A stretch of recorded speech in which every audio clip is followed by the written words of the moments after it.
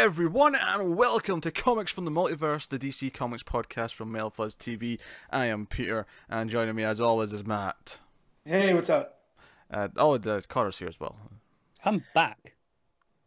Here's the thing, though. Are you really here? Because the Doomsday Clock came out. So it did come out, didn't it? Hey, don't put that up on the screen. There's a very good reason. I only showed a little bit there. Don't worry, Matt. I'm going to mute him and take him away from the video when we get to Doomsday Clock, because it's just too weird that he's here. We can't have him giving his opinions on Doomsday Clock. I missed 2 at the start.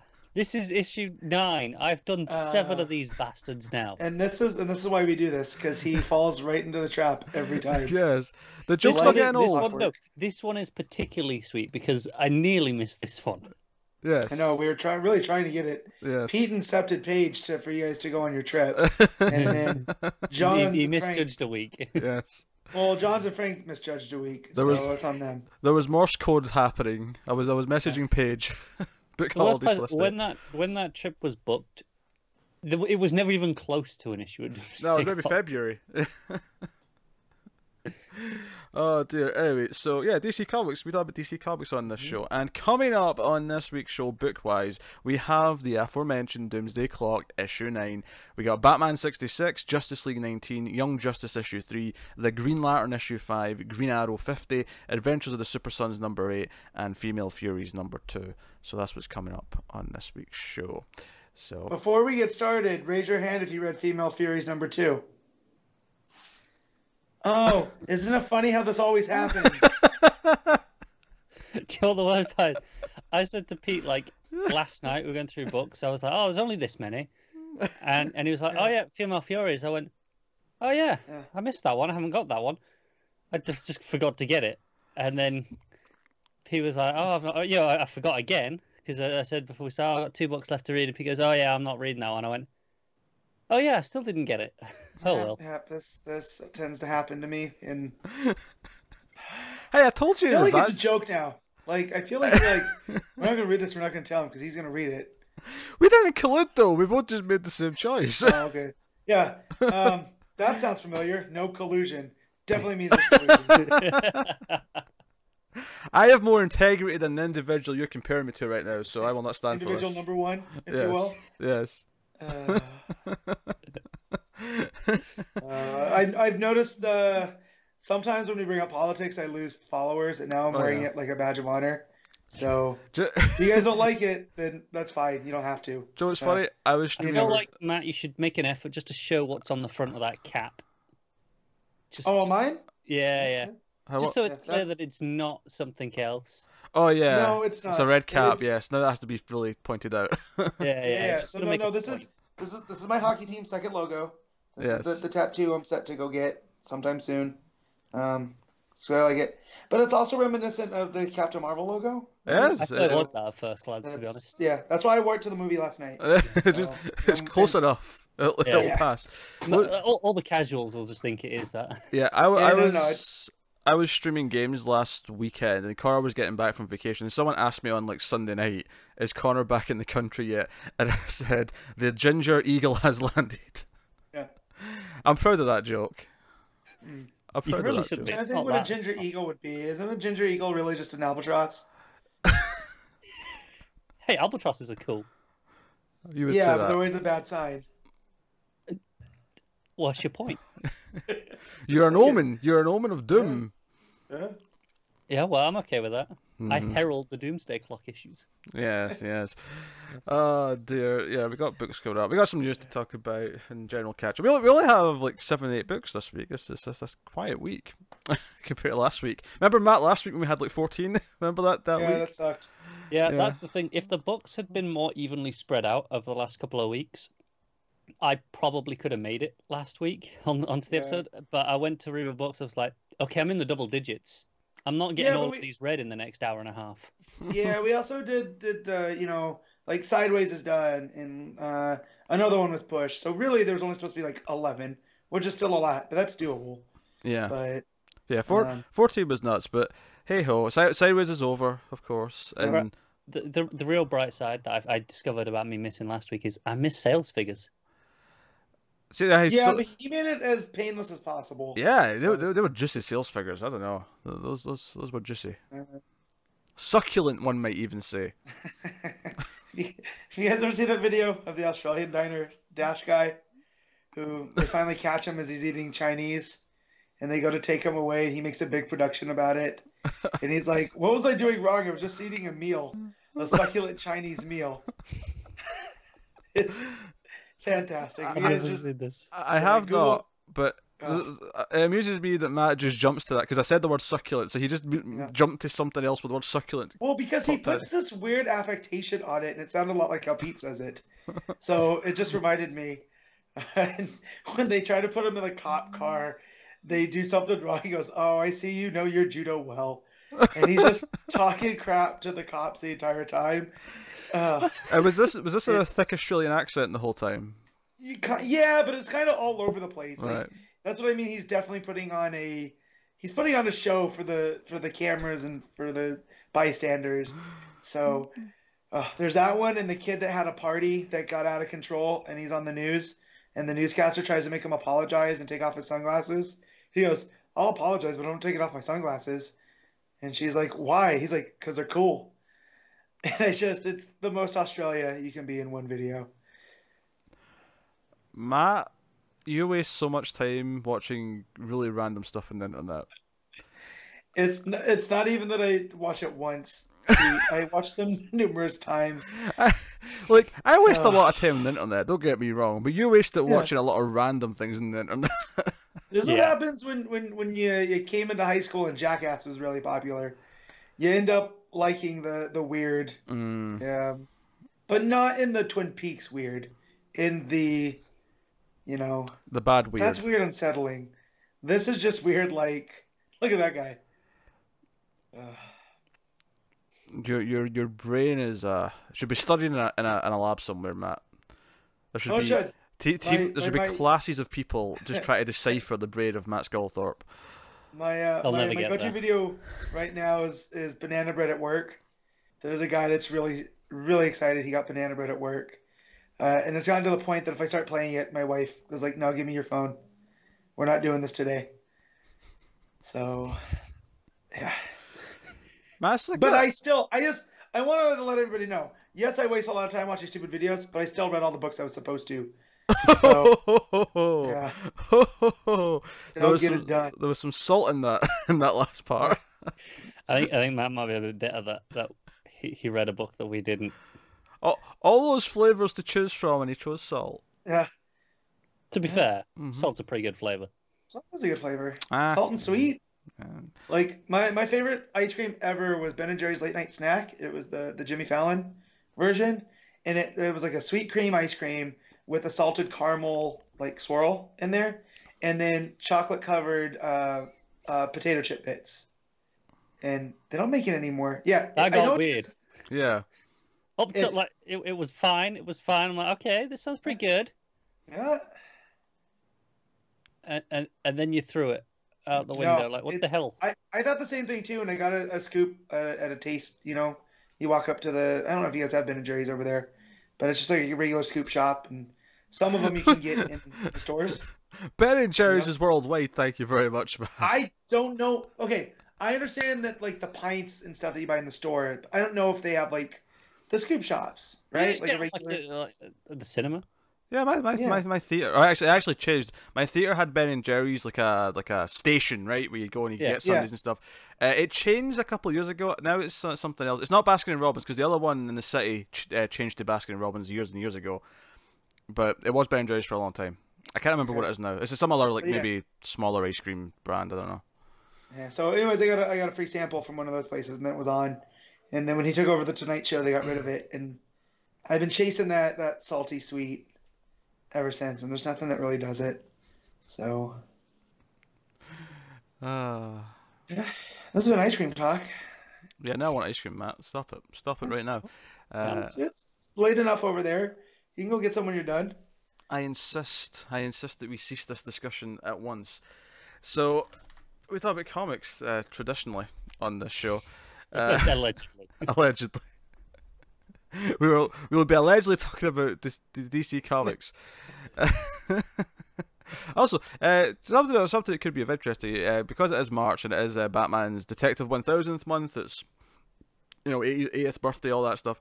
Me and Connor have been reviewing the Batman movies gradually throughout the month. The first two are up. Batman and Batman Returns are both up for everyone on the YouTube.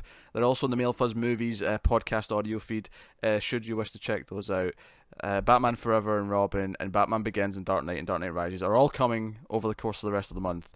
So you might be interested in those. I thought I'd mention that at the start, because everyone turns off before I plug things at the end, so I'm just going to snipe them in randomly. Broad strokes of Batman or Batman Returns, Pete. You have to pick one.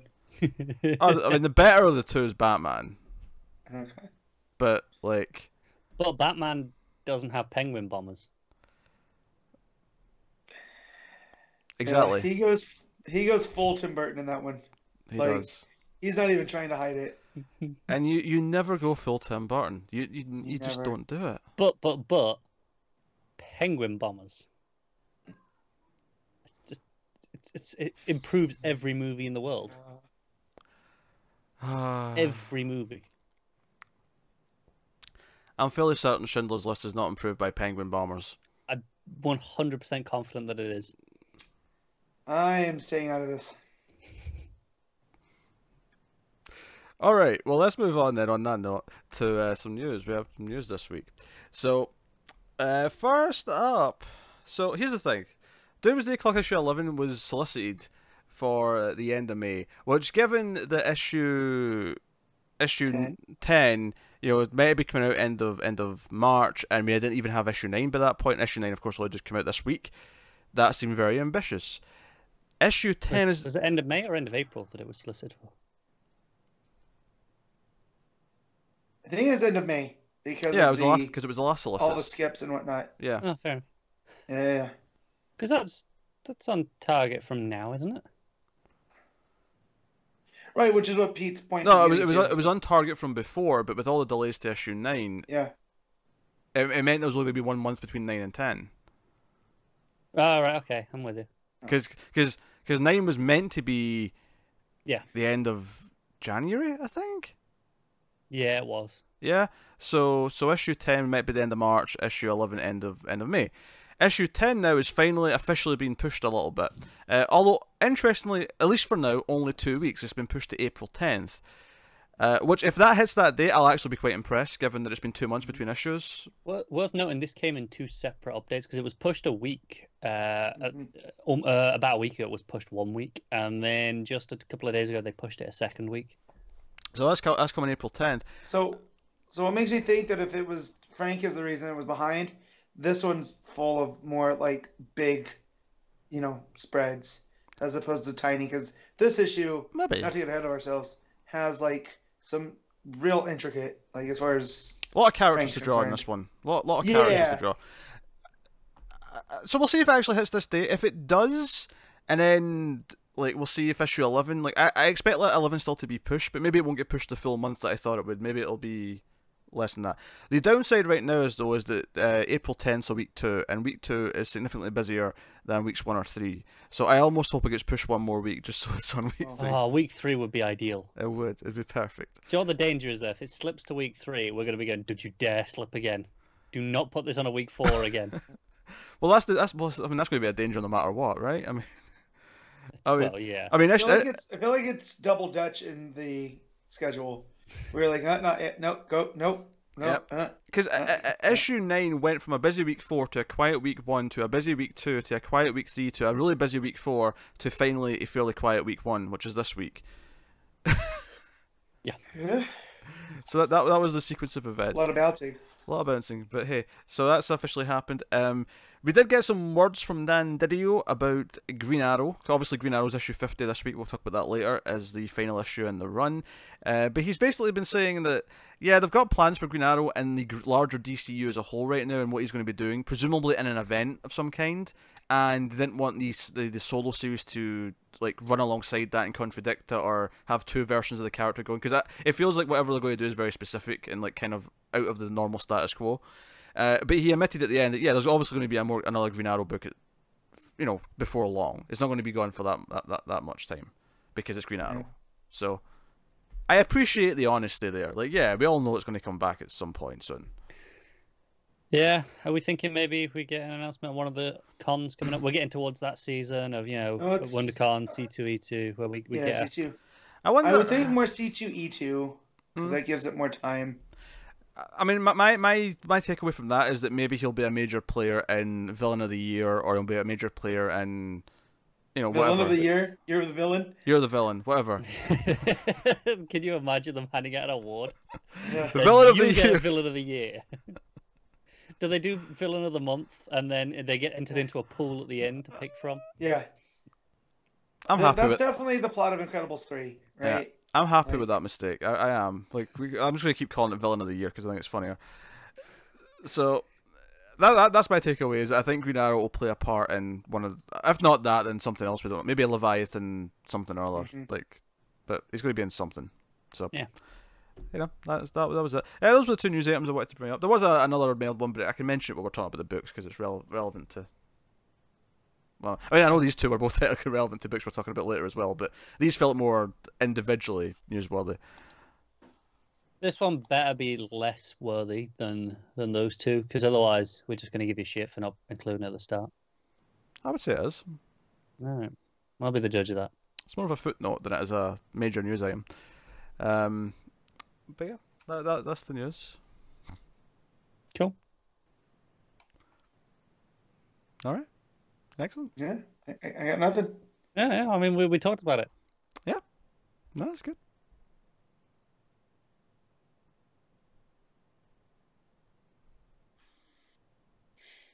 All right, then we'll talk about books. It's like I could do this all day. I know it's rare for me to be quiet, but if you want to make things more awkward, I can do it.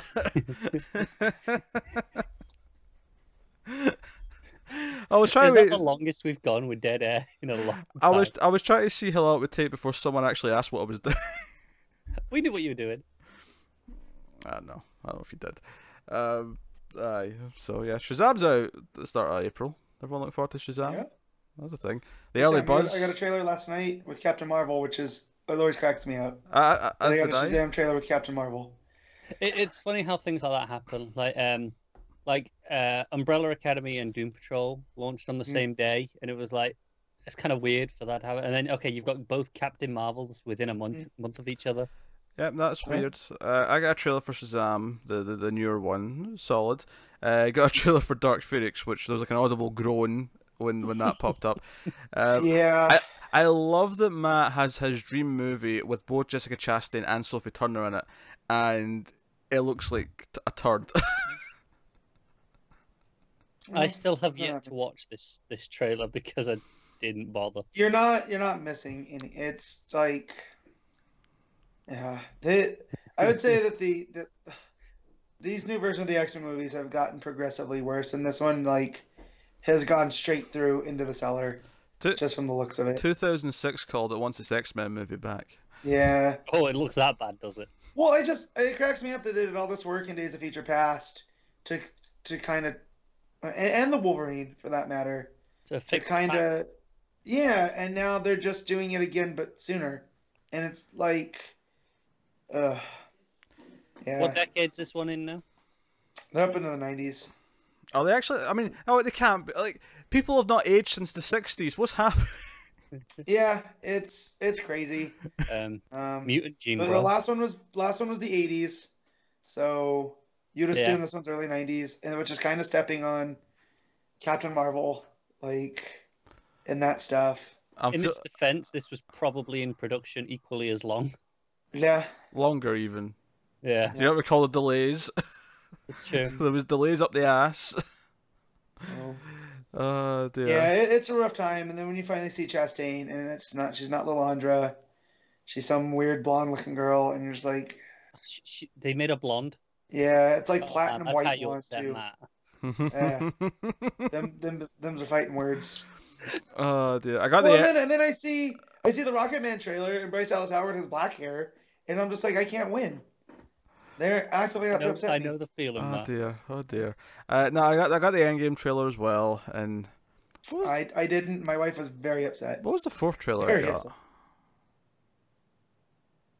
I think it was that I was super excited about because I can't remember it. The last trailer we got was Frozen 2, which on the big screen looks a lot better. I don't know if you guys have seen that trailer, but when the waves start, excellent trailer. It looks like photorealistic waves. Like if you compare it to even Moana a couple years ago, it's ridiculous.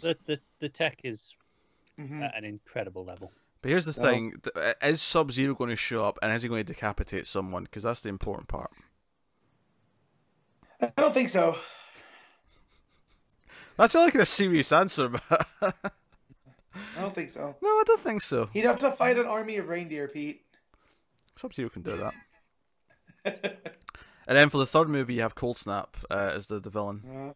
And Minister Blizzard. Frozen, the Legend of Cold Snap.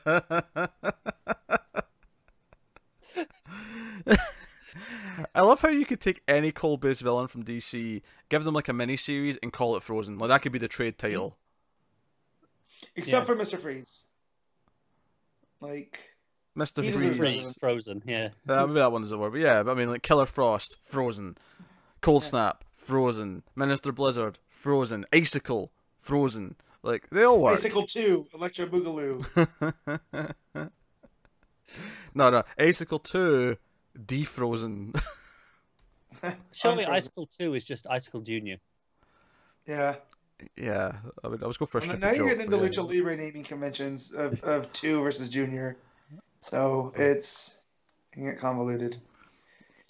We need an Icicle the third. Yeah. Sure. But hey, stop it. What we don't need is more Killer Frost on Arrow or Flash. Oh, sure, yeah. Yeah. No feeling that. But yeah, we watched Batman and Robin recently, so I've got a lot of ice-based puns in my head from from what killed the dinosaurs? The Ice Age. Do you know what I forgot about, Matt?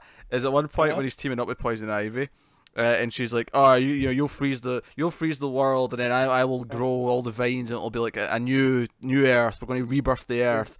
And he's like, "Yes, we shall do this, and we will be Adam and evil."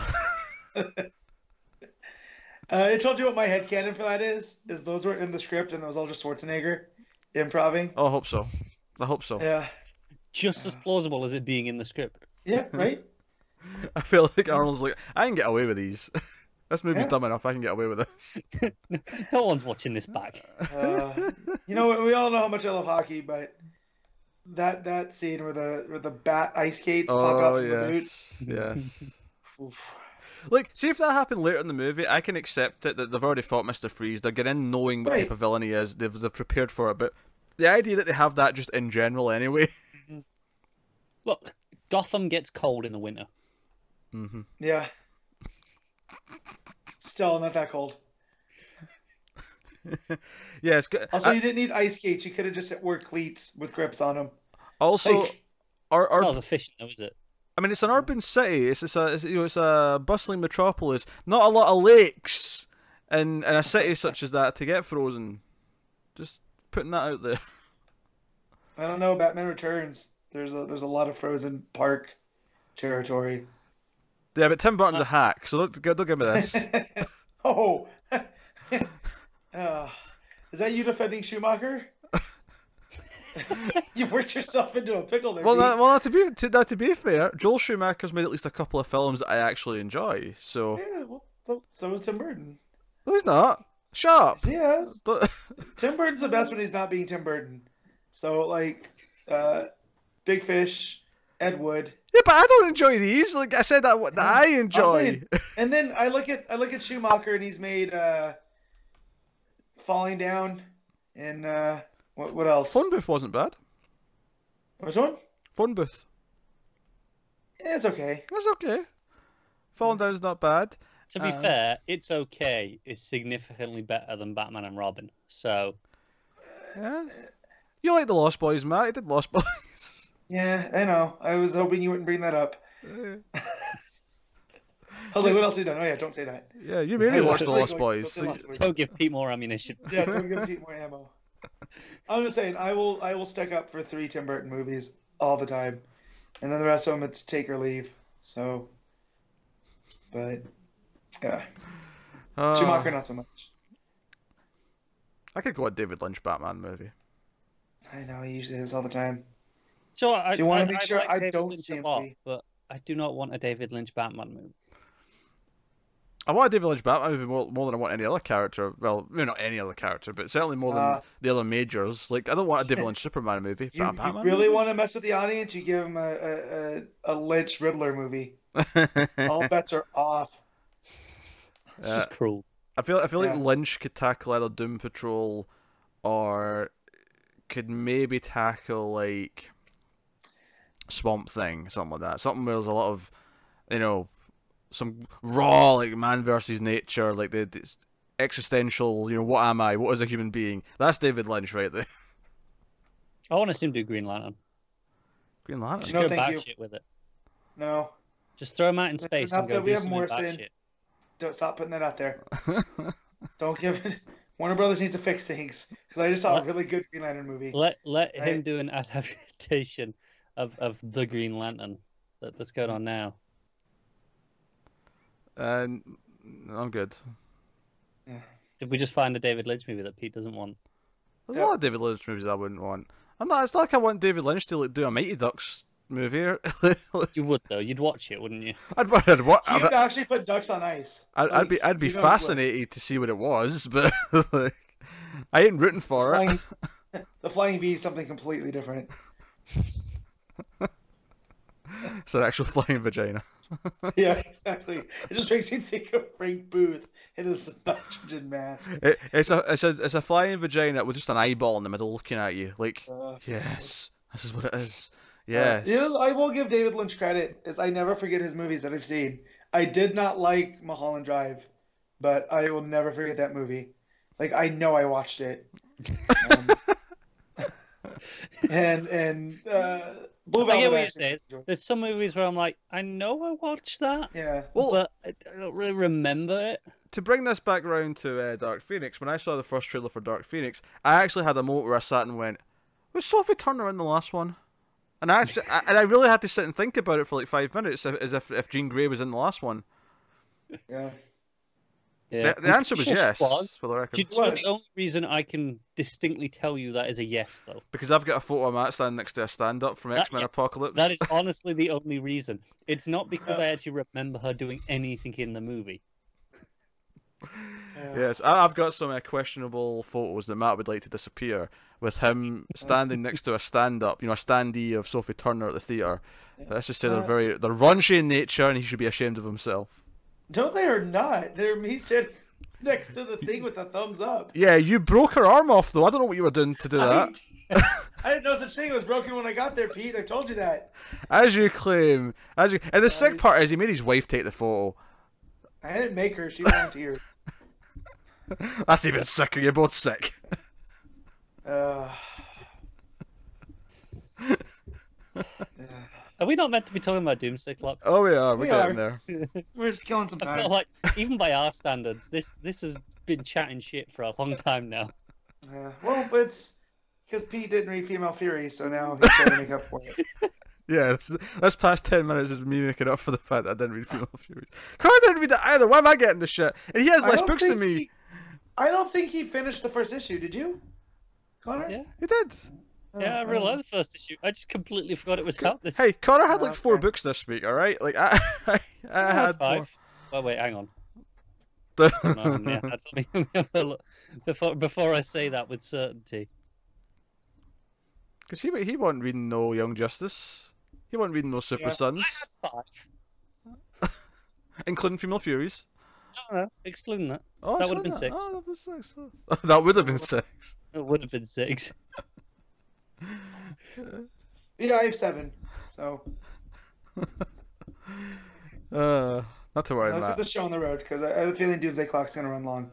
That's a very good point, Matt. I'm just looking ahead to next week, and I'm seeing if there's anything that I might drop last minute to upset Matt. I'm just double checking. I don't believe so. You know I'm not reading Grim Knight. Yeah, nah. I think we're good. Yeah, I'll be reading that. I'll be reading that though, Matt. Don't worry. Yes. I will. You two could be together on that. All right. I got that one. Connor's got that one too. I got that one. Yeah. Are you still reading Catwoman, Pete? Isn't that the fill-in issue? Yeah. Oh, that's right. It's the fill-in issue that I said that I wanted to skip. That's right. That's a good point. That's a good point. I might. Now I'll read it, Matt. All right. I'll read it. Yeah, me too. I'll read it. I can't wink at you, but you know.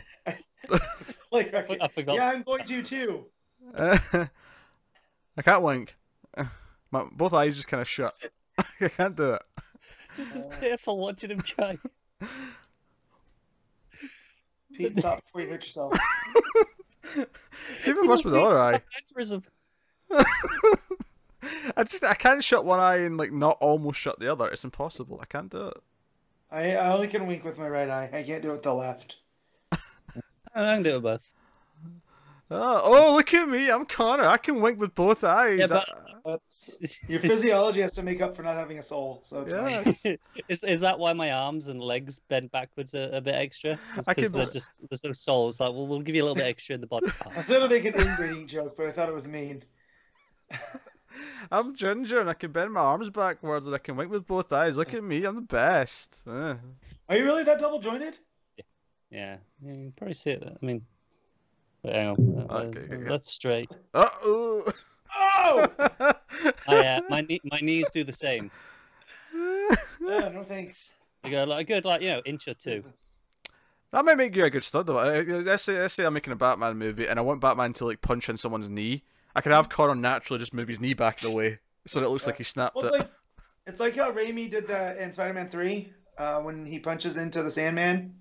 The stuntman has lost a hand in an accident, so he just punched into the, they'd have to take out a hand. It was just already gone. I like the idea that guy lost his hand in an accident, and obviously it was shocking and hurtful, but then like 10 minutes later went, this is an opportunity. Yeah.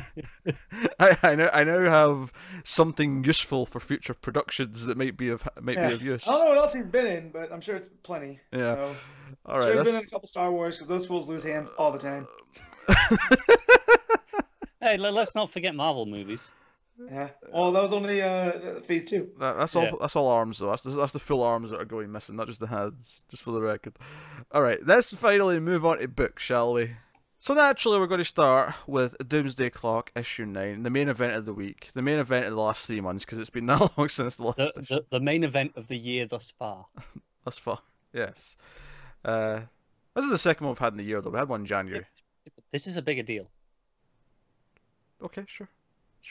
Oh, come on, you've read the issue. It's a bigger deal. Yeah, in fact, I have read the issue, yes. So he claims. Before the show, yes, I did make a point of reading Doomsday Clock. Yes, I thought you didn't read Female Furies, did you? So I thought it may be relevant. Now did you? Shut your face. So, Doomsday Clock issue 9. We ended the last issue. We had the whole thing in Russia. We had Firestorm. It looked like he was blowing up, but obviously Batman yells out, "It's not Firestorm. We think it's Manhattan." Although this issue kind of maybe sets forth the idea that it maybe wasn't him either. That there was maybe something else there. There's something else at play. There's a third party. But this issue largely boils down to one major thing happening. There's a small side thing with Lois and Lex, but largely everything revolves around the idea that most of the heroes on Earth are on their way to Mars because they've traced the source of the energy and they think the cause of the explosion is someone on Mars. Which, of course, when Alfred's telling Bruce this, because Bruce was close to the explosion, so he wakes up injured.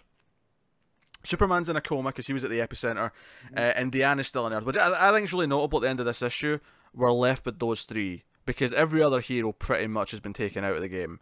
Yeah. And I think it's interesting we're left with the Trinity, yeah. Just while Matt's reading whatever he's reading, and before we get really into it. He's reading Doomsday Clock quick because he's not read it. He's forgotten about it. Yeah, right. This is the first issue this year. You threw me off. Is it? I went, yeah, sure. But yeah, the last one was at the start of December. Oh, really? Okay, fair enough. So it's been a good, exactly 3 months. Okay. Yeah, no, I was just going through all the pages of those. Did you want a badge? Of all the different teams. The roll call. Yeah, let's talk about the roll call first of all. Yes. Wait. Before we get to roll call. Sorry about the first page.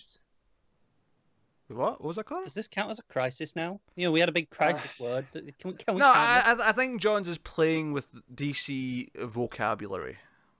I mean, probably, but it's a better crisis than the one that's happening right now. Oh, the shade.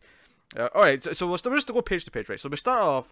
Manhattan's talking about it's reminiscent of when he was talking about moving the lantern. He even mentions that again, but he's talking about how he's in the future and he's grabbed the ring, the Legion ring that came from the explosion. You know, who is it? I don't know that much about the Legion. Who sacrificed himself? It's Ferrolad. So in the future, he sacrifices himself to help reignite the sun. Right. So it's one of the noble deaths. It's one that is stuck because even if you do all the Christ on Infinite Earth stuff and how John's reinstituted the original Legion, Ferrolad still sacrificed himself. And as you know, that's like, as you know, all the noble deaths are on the rightmost side of the heroic table.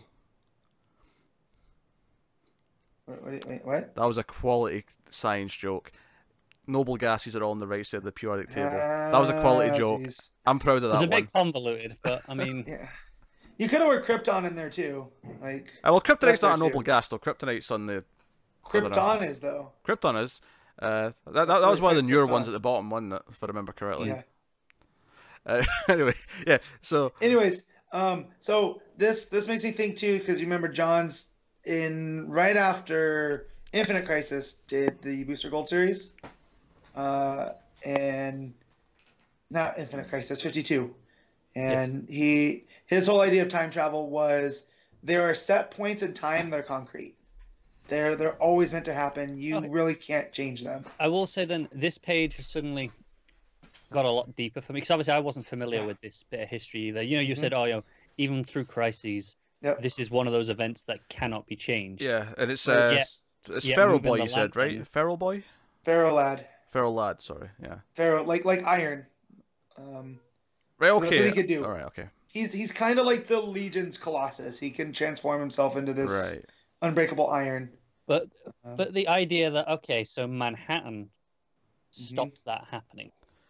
Yeah, and again, but this didn't stick in this timeline. What's interesting to me though is he didn't do anything to change that in the future. It just goes all back to the lantern moving, because he goes back in time. He moves the lantern, and then the ring disappears. The ultimate butterfly effect. So it's exactly because it's the first. So if Alan Scott represents the Justice Society, which was the first superhero team, and if Legion is the last, let's say, because they're in the future, then that ripple effect means by Alan Scott never becoming the Green Lantern, then the Legion of Superhero never forms. Yeah. That's how I read it. Yeah, it's a knock-on effect. Yeah, it's just like he never inspires the heroes of the present day, which never inspires the heroes of the future. Simple. So it's just nothing after this. So after he moves the lantern, that's what causes the nothingness. Yeah, which now time is ending, or at least as far as he can tell, time is ending when he meets Superman. We're counting down to that. And he can't really check on other things because since he's done this, since the explosion, I can't believe we're still the first page. Yeah, and I'm just going to keep jumping in, even though I've got nothing left to say to what Matt said, because we've stopped Connor from speaking now for a good 60 seconds, maybe more than that. Fine. I've got a separate point. I thought that's why every time you keep going, I'm like, okay, you're still on that same bit. Yeah, it is. Okay, what's your point? What's your point? Manhattan says that he. Oh, never mind. Matt's got something. Well, no, he points out that since the firestorm explosion, there's like this tachyon like haze around Earth. Yeah. And that might be interfering with it too, which tells me that this isn't Ozymandias is doing. Like this is his plan from the start, and I don't know why. Like we find out stuff later on in the issue, but I'm still trying to piece together how this all fits. Is this the first time that Manhattan's actually changed something from his perspective? Because you know, to him, the way he sees time, everything, it always happens the way he says it's going to happen. But here, now he had a ring, and then there is no ring. There never was a ring. It literally changed for him. Because he's outside. The way I look at him, he is outside of the time stream. Yeah, because he exists everywhere at once. He's omnipotent. Right? Yeah, but everything that's happened since Flashpoint, right? We're in a world where the lantern was always moved. So I think when he actually moved it in his perspective is almost irrelevant because we've just been in that timeline the entire time since the start. Right, of this. for him, it's one timeline. And when it is irrelevant. I'm just saying, because to him, whenever he quote unquote changes something by what it seems to be to us that he changes something. To him, it's never changes something. This is just how it always is, how it always will be, how it always was, right? Because he's seen it all at once. Well, maybe this here is a definitive change to his perspective. Maybe this goes back to what Matt was saying about these rock hard moments in time where the things always happen. Because he changed one of those, it had a different effect in time, which even for him, it affected his perception of things. Yeah, because it means he's not entirely outside of time if it can affect his perception like this. Otherwise, he would always have seen a timeline where there was no ring. Right. What I mean outside of time is that he's an observer. You know what I mean? He can come in. He's like the scientist that I forget which principle it is, but you can't not affect something. Even by looking at something and observing it, it changes it. And so that's what's going on with him, I feel. Do you know what I like about this? I like the idea that, like, because he got to a point at the end of Watchmen where it felt like, nothing can touch him. He is the most powerful being ever. He can alter time. He can see time. Yeah. What I like about this is that we're at a point where there's something to him that he still doesn't understand. And I don't want to say it unnerves him, because I don't know if Manhattan really has the feelings in a way where he can be unnerved. But he is certainly confused, because when he says, "Oh, the ring's no more," I think he's questioning it, like, why is there no more ring? This is different to everything else and to the way I've perceived time up until now. Given the facial expressions, I would agree. Yeah, so I think that's interesting. And then later on, because later on he during one of the conversations he says, "Oh, it's still nice to learn things," so it implies that almost up until now it's been a while since he has learned anything, because he has just been kind of observing everything at once for so long. Yeah. So did we just spend about 10 minutes getting to the end of the first page? Yeah, so page 2. Page 2. So we have 3 pages of roll call. This is people on the ships, the heroes going towards Mars. Some delightful little things to point out in here. Shall we go through all the crews? Because they're quite interesting lineups. Yeah, so the first one, you got the 2 Hawks, you got Barda, and you got Mr. Miracle. Oh, and you got the Atom as well. I just spotted the Atom. I didn't see him the first time I read this. I just spotted him on the shoulder right there. Yeah. Which without Adam being there, I feel like these are the always meant to be characters, right? There's like Barda and Scott are always together, and then the Hawks are always destined. Because this whole destiny thing. The Hawks are kind of predate the JSA in a way, because they've been reincarnating for however long. Right. Yeah, that's an interesting observation to make. Second group, we have 3 Lanterns. We got John, Hal, and Jessica. We got Donna Troy. There's 4. Yeah, guys there, set the back, slumped on a chair. Oh, that's right. Oh, I just saw his feet. Yeah, he's kind of hidden a little bit. How dare you miss Guy? Yeah. You know who's a fan of Guy? Oh, here we go. Found out this week. Yes. Is our I don't want to call him our Lord and Savior, but he's he's pretty big on our show. It's the one and only Tom Taylor. Because I'll let it play. Yeah, you good. So he was asking who people want to see killed and deceased, and number 1, the first one was anybody else that says crypto is getting blocked, which I appreciated. And 2, people kept saying Guy Gardner, and so he finally responded and says, "No, Guy Gardner's great." So that's all I need to know. There's evidence in this very issue that disputes that. I have anti-Guy Gardner material in this very issue of Doomsday Clock. I don't think you do. Yes, I do. So this team, you have John and Hal and Donna Troy, Cyborg, Jess. Who, by the way, Donna's in red. Donna's in a red outfit. Yeah. Which has been different from usual. And is that Starfire there popping in the side? Yeah. Thought so. And then I'm next page. I'll be honest, I'm not taking shit for not noticing her there, because that's very. Oh, come on! Like, you didn't recognize Starfire again. I didn't even recognize there was a person standing there. Never mind who it was. So the next page is next panel. We're still on the same page. Yeah, it's still the same page. Yeah, well, next panel is I'm trying to put this like these are if Barry wasn't there, this is like the next generation kind of Justice League guys. Yeah, you got Jean, you got Aquaman, you get Mira, you got Flash, you got Green Arrow and Black Canary and Firebird. Yeah. So that's that panel, and then the next one you got Supergirl, Steel, two of the Metal Men, and there was some debates about who this guy in the back was, and there were some interesting observations on the Twitters about this. Yeah.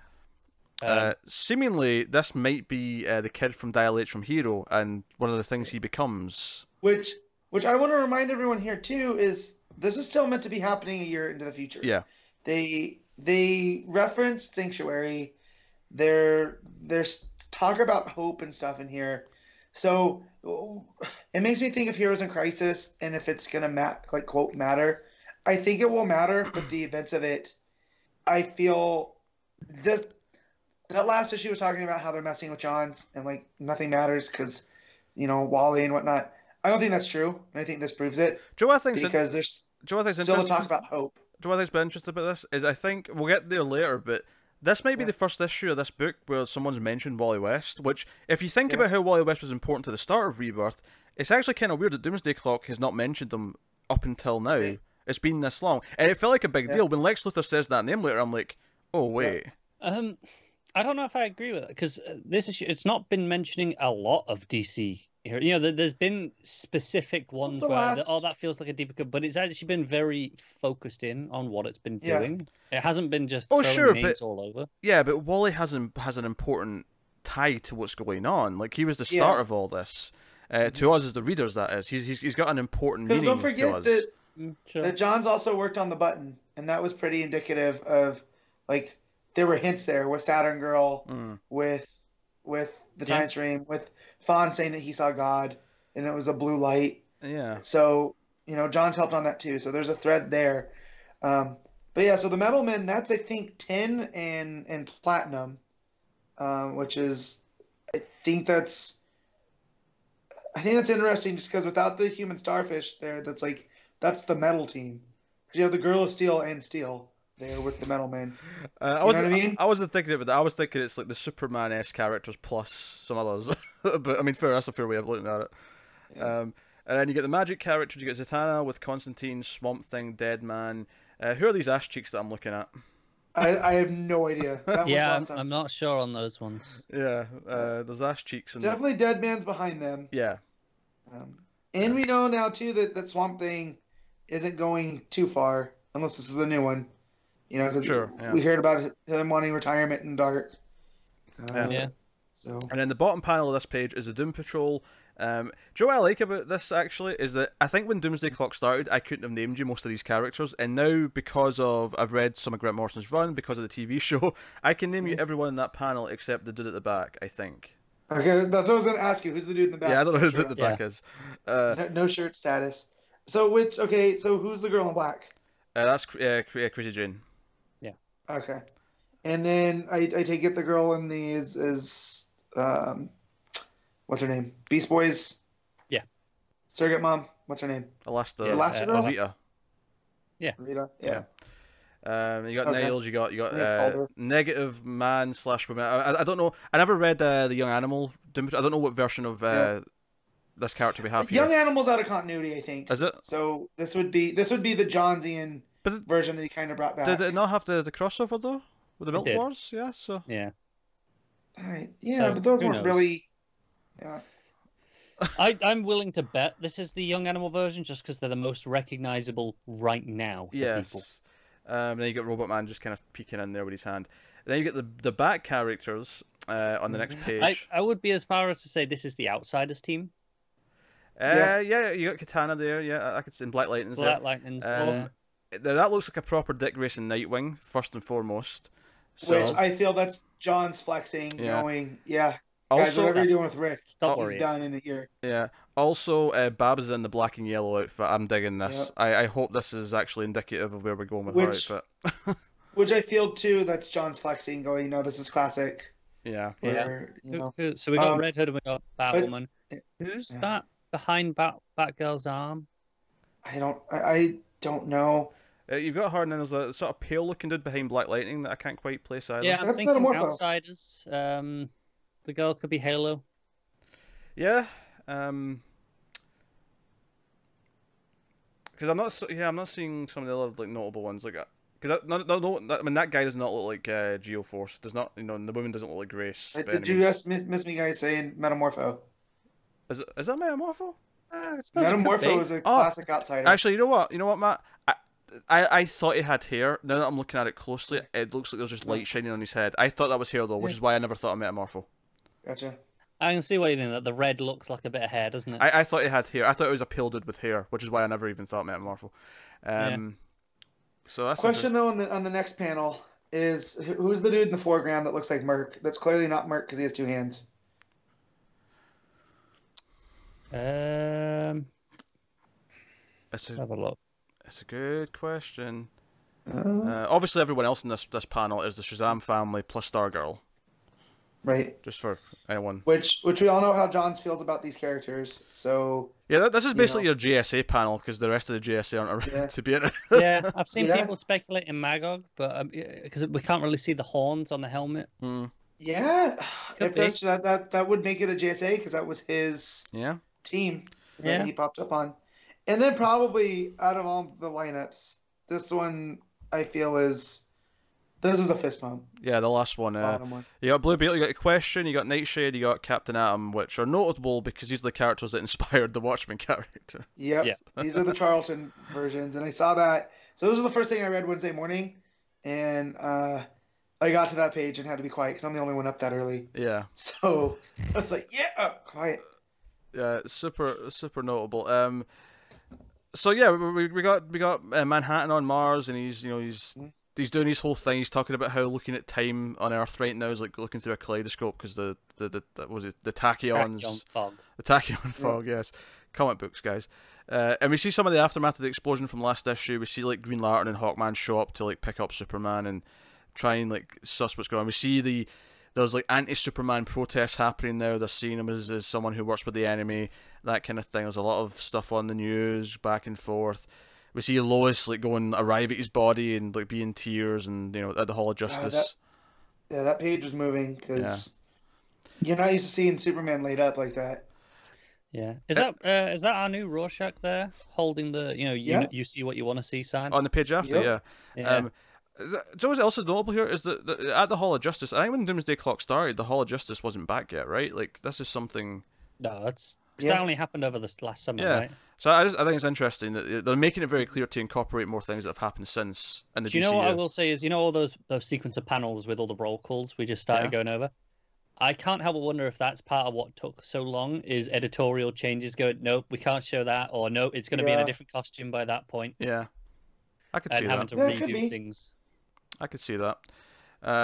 We have some very clear dialogue that's implied that it's meant to be Trump, although we don't see him. I think more than implied is fair to say. Yeah, if you had any doubts, you get to the last page where it comes out as a tweet, and you just the way that the tweet.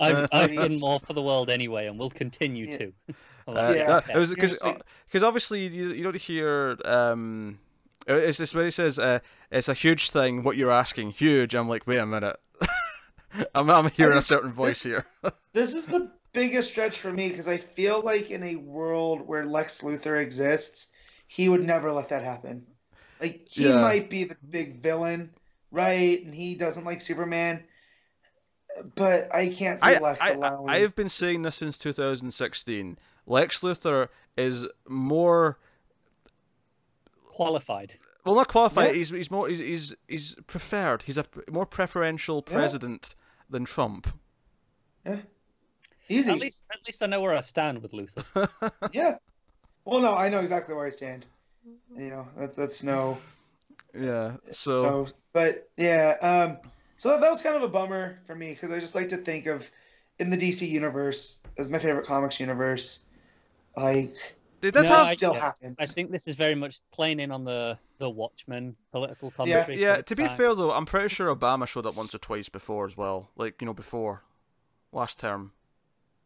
Probably. I remember Obama showed up. I always like DC for that because they have these cities that aren't real, whereas Marvel's very grounded. It takes place in New York and others, and then all of a sudden DC was like, yeah, we're gonna try that, and we're gonna get rid of Star City, we're gonna make it Seattle. And we're going to start putting in, instead of our own presidents, which they had done, before, these other characters. So yeah, I get it. Yeah. I think it's fine here because it's never like they don't name it. It's just there No, for the political it's referencing. yeah, it's not nearly as big as Putin showing up in the last one, or in a couple issues before. Yeah. So yeah, I don't know what it says. They went to the effort of having Putin and going through the extra regulations to allow Approvals. that. Yeah. And like Trump, nah, just imply it, it's fine. Do you know what? That's the thing though, because they don't need to. With Putin, he hasn't got any recognizable speech patterns that you can not show him, and we all go, "Well, that's clearly Putin." Yeah. Not that we know of. He might, in his native language. Oh, I'm sure. Yeah. But my point is, for the audience that they're marketing this at, with this here, this is all they need, and we all know exactly what they're doing. They don't need to bother. Yeah. So Batman wakes up. We hear that Wonder Woman's going to speak. Where is it? The UN. The UN. Yeah. And Batman's like, wait, they're on the way to Mars. I mean, this is kind of over the next couple of pages with them, but they're on the way to Mars. Oh, I need to send a message. So there's this countdown thing where he's sending a message to Mars, and it's got like, how much longer? 7 minutes. How much longer? 5 minutes. Yeah. So Matt, your mic's gone. And we also see Firestorm separated. It's Ronnie and Stein waking up, and they're on a ship. And They've been shanghaied. I'm not gonna lie, I actually laughed at this because on Legends of Tomorrow, Stein kind of kidnapped Jeffrey or Jason. It's not Jeffrey, is it? Jason. No, it's not Jason. No, it wasn't Jason. No. It's not Jason on Legends, Matt. It's not Jason Rush. It's Jefferson. It is Jefferson. Yeah. I'm sure it is. I'm literally double checking. It's Jefferson. He's been gone for a while, so I'm thinking about it, but that's Jefferson. Why are you so confused, man? Because that's not in the comics. It's always been Jason Rush. So I don't know. I haven't seen Legends. Jason Rush, as far as I remember, has never been mentioned at all in the shows. Well, then that's a huge. Because Ronnie was there at the beginning of the Flash, and that was all terrible. Wasn't that bad, was it? It wasn't that bad. I mean, in terms of he was there, yeah. Yeah. Yeah, Jefferson Jackson. Yeah. Wow. Wow. See? Why am I so shocked about this? I'm going to be right. These two are little idiots. They're like, no, Matt, it's not that. Wow. I don't know why they felt the need to change. Didn't matter. It was a good character. Yeah. So Batman sent a message, and the rest of the leagues, the Green Lanterns land first, and they go out and they find the checkerboard. And I actually didn't realize this at first, but it becomes cool. The reason why they went out first is because they can breathe, because they've got their shieldings. Because what they do after this is the Green Lanterns make a shield around the entirety of Mars, and then Firestorm comes out and produces atmosphere. Yep. That's cool. It's actually pretty cool. Yeah. But so I like when the Lanterns get down there, they find that checkerboard, right? Mm-hmm. And then they also find the picture of Manhattan before. And it's starting to lay those seeds where how exactly it ties into Watchmen now, because now it's our universe's characters finding, crossing over with the Watchmen universe. And as this is all intercutting between the Green Lantern shields and the atmosphere and all that, and Firestorm kind of reluctantly getting involved, Lex shows up at Superman's, hospital room, if you want to call it that. Yeah. And Lois, of course, is startled. And this is all good. It's a lot of intercutting in this issue, at least at this point of it. And they meet Manhattan. Manhattan shows up quite quickly to get to his, his structure from Watchmen, and they're like, it's him. And I have to admit, I kind of love how much of a chump he makes Guy look. I'm just going to throw it there. He makes everyone look like chumps. Yeah. Here's the thing. He makes him look a chump more so. Gardner is the type of guy that's going to be like, who's this naked blue dude? All right, I'm going to go punch him and see what happens. Yeah. And then in Guy fashion, he mucks it up.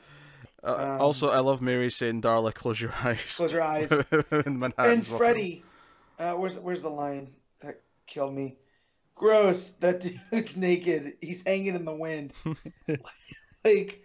Oh, man. But yeah, you look at that page, all the characters that are there, and it's just...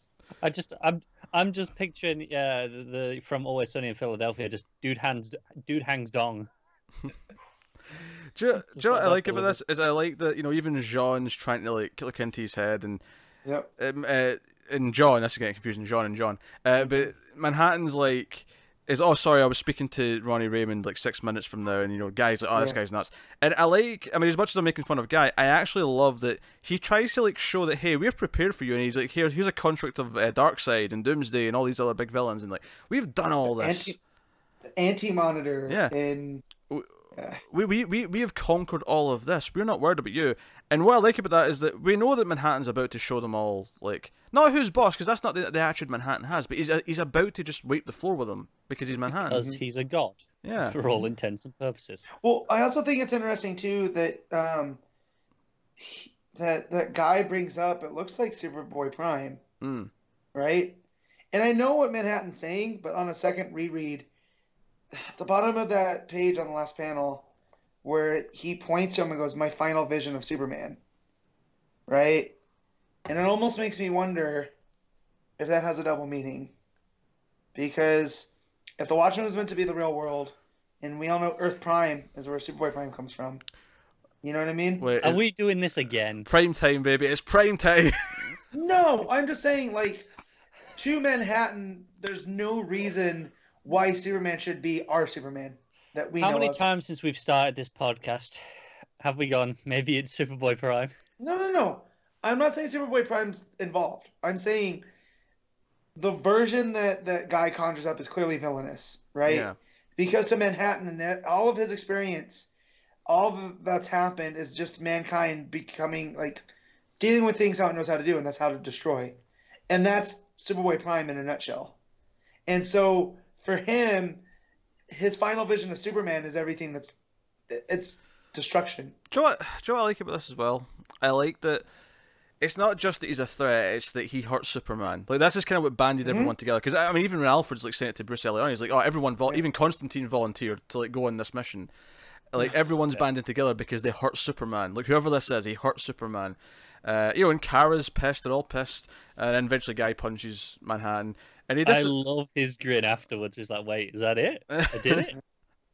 Yeah. I didn't mean to, because Christ, I didn't mean to kill him, but he had it coming, right? And then Manhattan just appears as like, oh, this ring's fascinating, I can't quite understand it, and he just takes it off and like just dismantles it, and it's like you're nothing, Guy. It's basically, yeah, it's just a force that can't be. And then the magic user's just like, oh, okay, right, he's not going to be able to deal with us. And I love how Manhattan, because Manhattan probably for the only time in this whole book almost sounds cocky. Yeah, for the magic. Yeah, it's like magic. Because what was it? Yeah, the scraps of creation, like the random errors in a computer code, discarded and forgotten, left to be picked up and used by those who are also find themselves discarded and forgotten. I'm like, as someone who doesn't like magic, I kind of love this explanation of magic. Yeah. So I'm thinking those butt cheeks that we saw were Blue Devil and Girl Blue Devil. That makes sense. Yeah, because obviously there's others that are here on Mars that we didn't see on the ships. Obviously we saw Red Tornado early on this panel. We got Etrigan, the Blue Devils, Fate. Yeah, exactly. There's definitely others. So he basically, you know, wipes out all the magic users. I mean, not kills them, but like he beats them easily. He basically. It feels good to still learn. Yeah. When he utilizes magic for the first time. It's a hell of a moment. Yeah, he's like, yeah, I can do this too. Look, I just figured it out. Boom, gone. And, you know, this wave blasts them all back. We cut back to Lex and Lois. And Lex is like, here, have a gun if it makes you feel safer. Like, I'm like, you know, don't get me wrong, I'm enjoying Superman being beat, but this is not about him. This is about, because he reveals that he sent her the footage, the JSA. Right. Which images. This is classic Lex now of, hey, I want to see Superman beat as much as the next dude, but I still want to live on Earth. But exactly. I want it, but it's no, I beat Superman. Other people don't beat Superman. That too. Yeah. I beat Superman. So and if he accessed the Justice Society, right? Where did that come from? That's a good question. Like, how did he get that stuff? But he's the one who sent you the footage of the heroes that never were. It's proof, Lois. She's like, proof of what? That there's a force out there undermining not only Superman but all of creation. My evidence points to one of his victims. Have you ever heard of Wally West? That is a big moment for me because, like I say, Wally was the start of all this, right? The start of Rebirth, the start of us like questioning everything that's been going on was started with Wally. And it was when he said it, I went, yeah, he's not come up in this book at all. Not. Yeah. And obviously this one is Lex doesn't know that, Lois knows about Wally again, right? Yeah. But a lot of people won't, because even though a lot of the heroes learned about him again because he came out and he was at Sanctuary and all this stuff, but it's not like the world knew about Wally West again. And even if you're not reading Heroes in Crisis, this could just be a reference to where Wally went. Yeah, exactly. Because he was gone. I think that's mostly how I read it, ignoring Heroes in Crisis, even though there are references to the last couple of years worth of stories. There's metal references to metal and such. Yeah. The whole of justice, no justice. I will say it gives me some confidence that the reason why maybe Wally hasn't been mentioned up until this point is because Johns did know what the plan was for what was going on in Heroes in Crisis since he started this. Because that was because when it comes to the big line-wide events and like them moving the whole universe to the next phase and all that, they tend to have like a 2-year plan of what they're doing. Yeah. Yeah, my only concern is that when this started, we should have been like finished just after Heroes in Crisis starts. Well, yeah, but I mean, things change all the time, though, so I wouldn't worry about that because once they started pushing this back, I'm sure they rejiggered because they knew that this was meant to be a year later in the DCU and everything else would catch up after a year.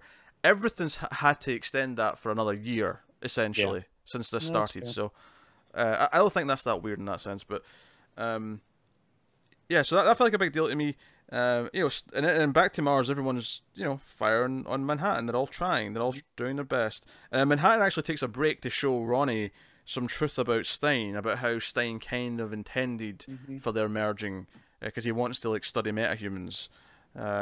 So he's and again here's where Metamorpho definitely showed up, because I noticed this one because it's one of the metahumans that Stein was looking at. Yep. That's the whole thing. So here's the thing. Is this the actual truth of going on, or is this one of Manhattan's manipulations, like him moving the? I'm gonna say it's true based on the backups material. Well, it's true for a Doomsday Clock, but like the whole Stein picking Ronnie and stuff. Is John's gonna come out and say that's always what it's meant to be, or is this because Manhattan moved the? Yeah, well, yeah. I mean, because I don't think Manhattan intentionally orchestrated this, but is it a result of the butterfly effect from the original thing? Sure, possibly. I can see it being either way, though. Honestly, this could be just a classic, John's retcon of, oh, you didn't know this. Right. Well, it makes Stein come off like sinister, like because just the way that he talks about him, I groomed him, and like it's just. Yeah. So we see just tons of heroes just blasted him. Supergirl's got the heat vision. We got Star Blast from Stargirl, Green Lanterns. They're all just piling on him, and eventually, he does. Captain Atom shows up, and it's funny because I think we've joked in the past, like, is Captain Atom the ultimate weapon against Manhattan? Yeah, we joked about it specifically because when we had that miniseries that was not too long before the start of this book was. Yeah, the Rise and Fall of Captain Atom. Yeah. It was actually the Fall and Rise of Captain Atom. Whatever. I'm just saying, I remember that because it was weird that it was the opposite way around. So even Manhattan does actually look concerned. And we see this, the big explosion, and then there's like peace, just sort of like calmness. And then we see in the next page that Manhattan just rematerializes. He just comes back. Like, all the heroes are recuperating, and Manhattan just gets back up. And it's like, what were you trying to cover? And we have that panel where we see Supergirl, Animal Man, Captain Atom, and I think that's Steel in the bottom corner of the frame. And we see the same panel again as the blue light hits them. Is it just me, or does this seem like Manhattan just killed like 97% of the heroes? Yeah. It does, yeah.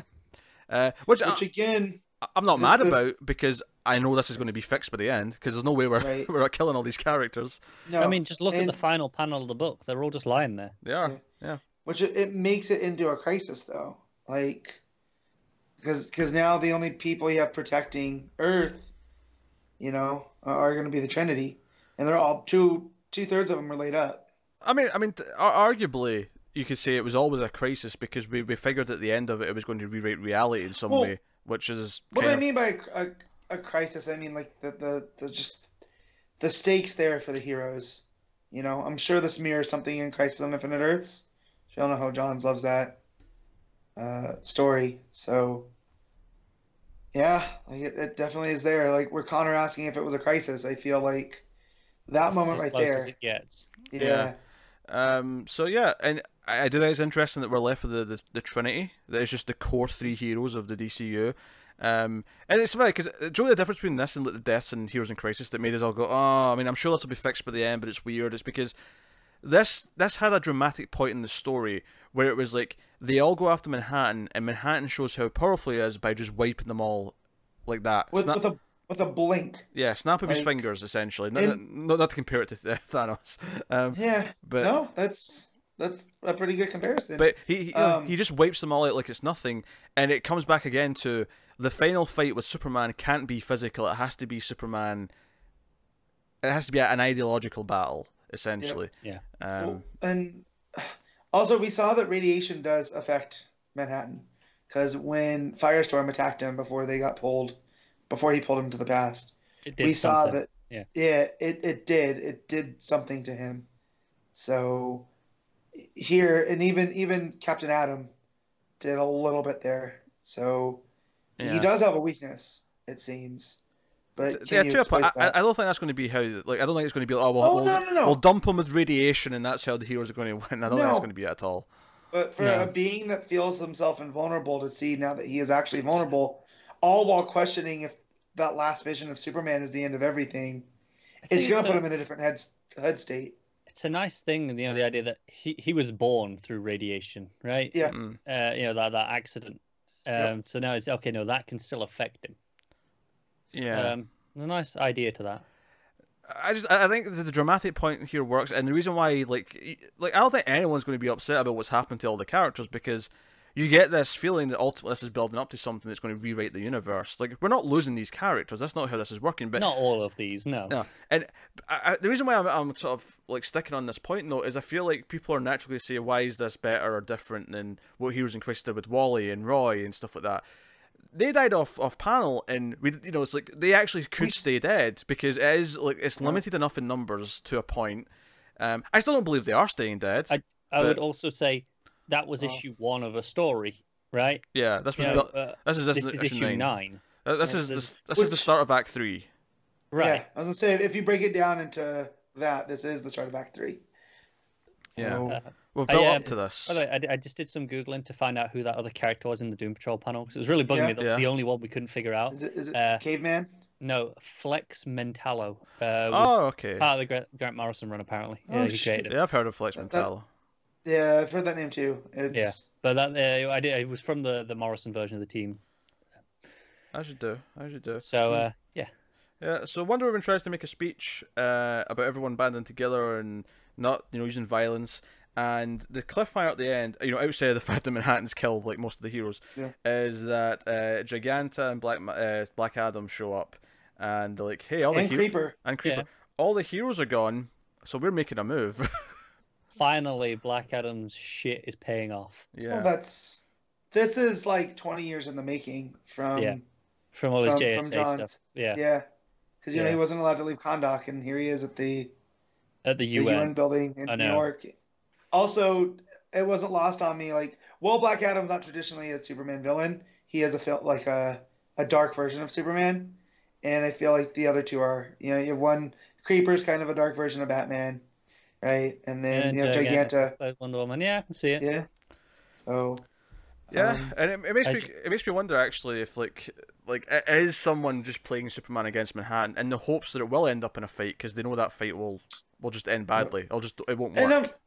And that's what I'm trying to figure out about Ozymandias, because now he's been missing for a while. We know that tumor's not actually there. Yeah, it's a funny thing though, because like I feel like since issue 1, the constant thing we keep coming back to is Ozymandias is playing things behind the curtain, like because that's the obvious thing to guess like every time, right? But what does he benefit from this? Because if this is just is it the destruction of Manhattan? Is it the destruction of everything else? Because if he can't have his world, no one can have theirs. We've never had any indication that he would think that way, that he'd be that petty. He's never been that destructive for the sake of it. No, because everything for him is about the greater good. Yeah. So that's what I'm trying to think.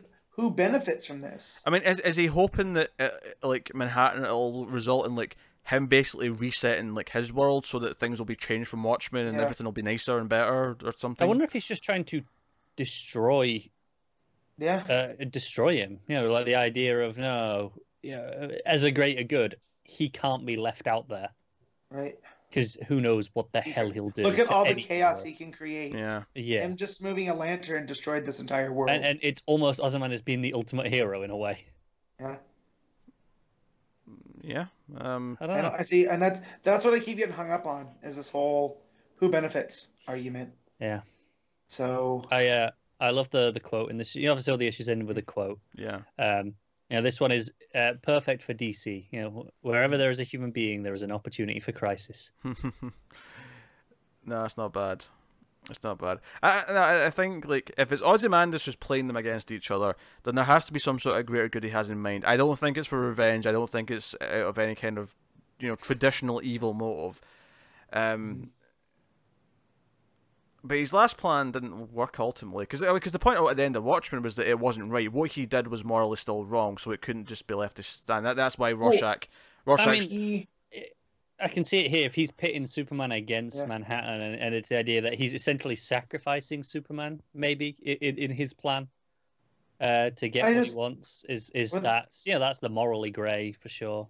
No, but what I'm saying what I'm saying is though is he can't like just get his way. There has to, like it can't just be that his plan is perfect this time versus Watchmen where there was this kink in it, right? There has to be a flaw. There has to be something that he learns or doesn't work out the way he wanted to in the first place. If his plan just goes accordingly to plan and it's a success and that's how Doomsday Clock ends, that won't work as a story because it's just that's it. It's just played out exactly as he thought it would the whole time. You just looked at it's unsatisfying. Half of Watchmen was him trying to get Manhattan off the board so he could do what he needed to do to unify. Yeah. Right? And now he's trying to keep Manhattan on the board. Right? If this is all his plan. Because this is all focused on Manhattan. And I think he's trying to make him... My take on it is he's trying to make Manhattan realize his power. Like, you are a god. You have the power to create and to destroy. Which are you going to choose? Because it also makes me go back to think of the quote from... the guy that helped create the bomb, where he called himself, Oppenheimer. Now I'm death. Yeah. Right.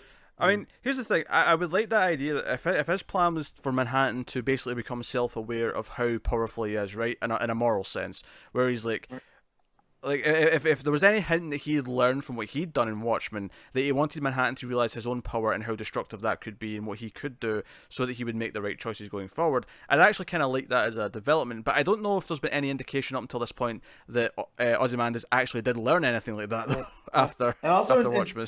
We haven't seen Mime and Marionette and how they play into this. Mm-hmm. They've been central figures. Ozymandias has been missing with his Lynx cat. The last time we saw them, they located them. Also, you have Saturn Girl and Johnny Thunder, and that story that's still unresolved.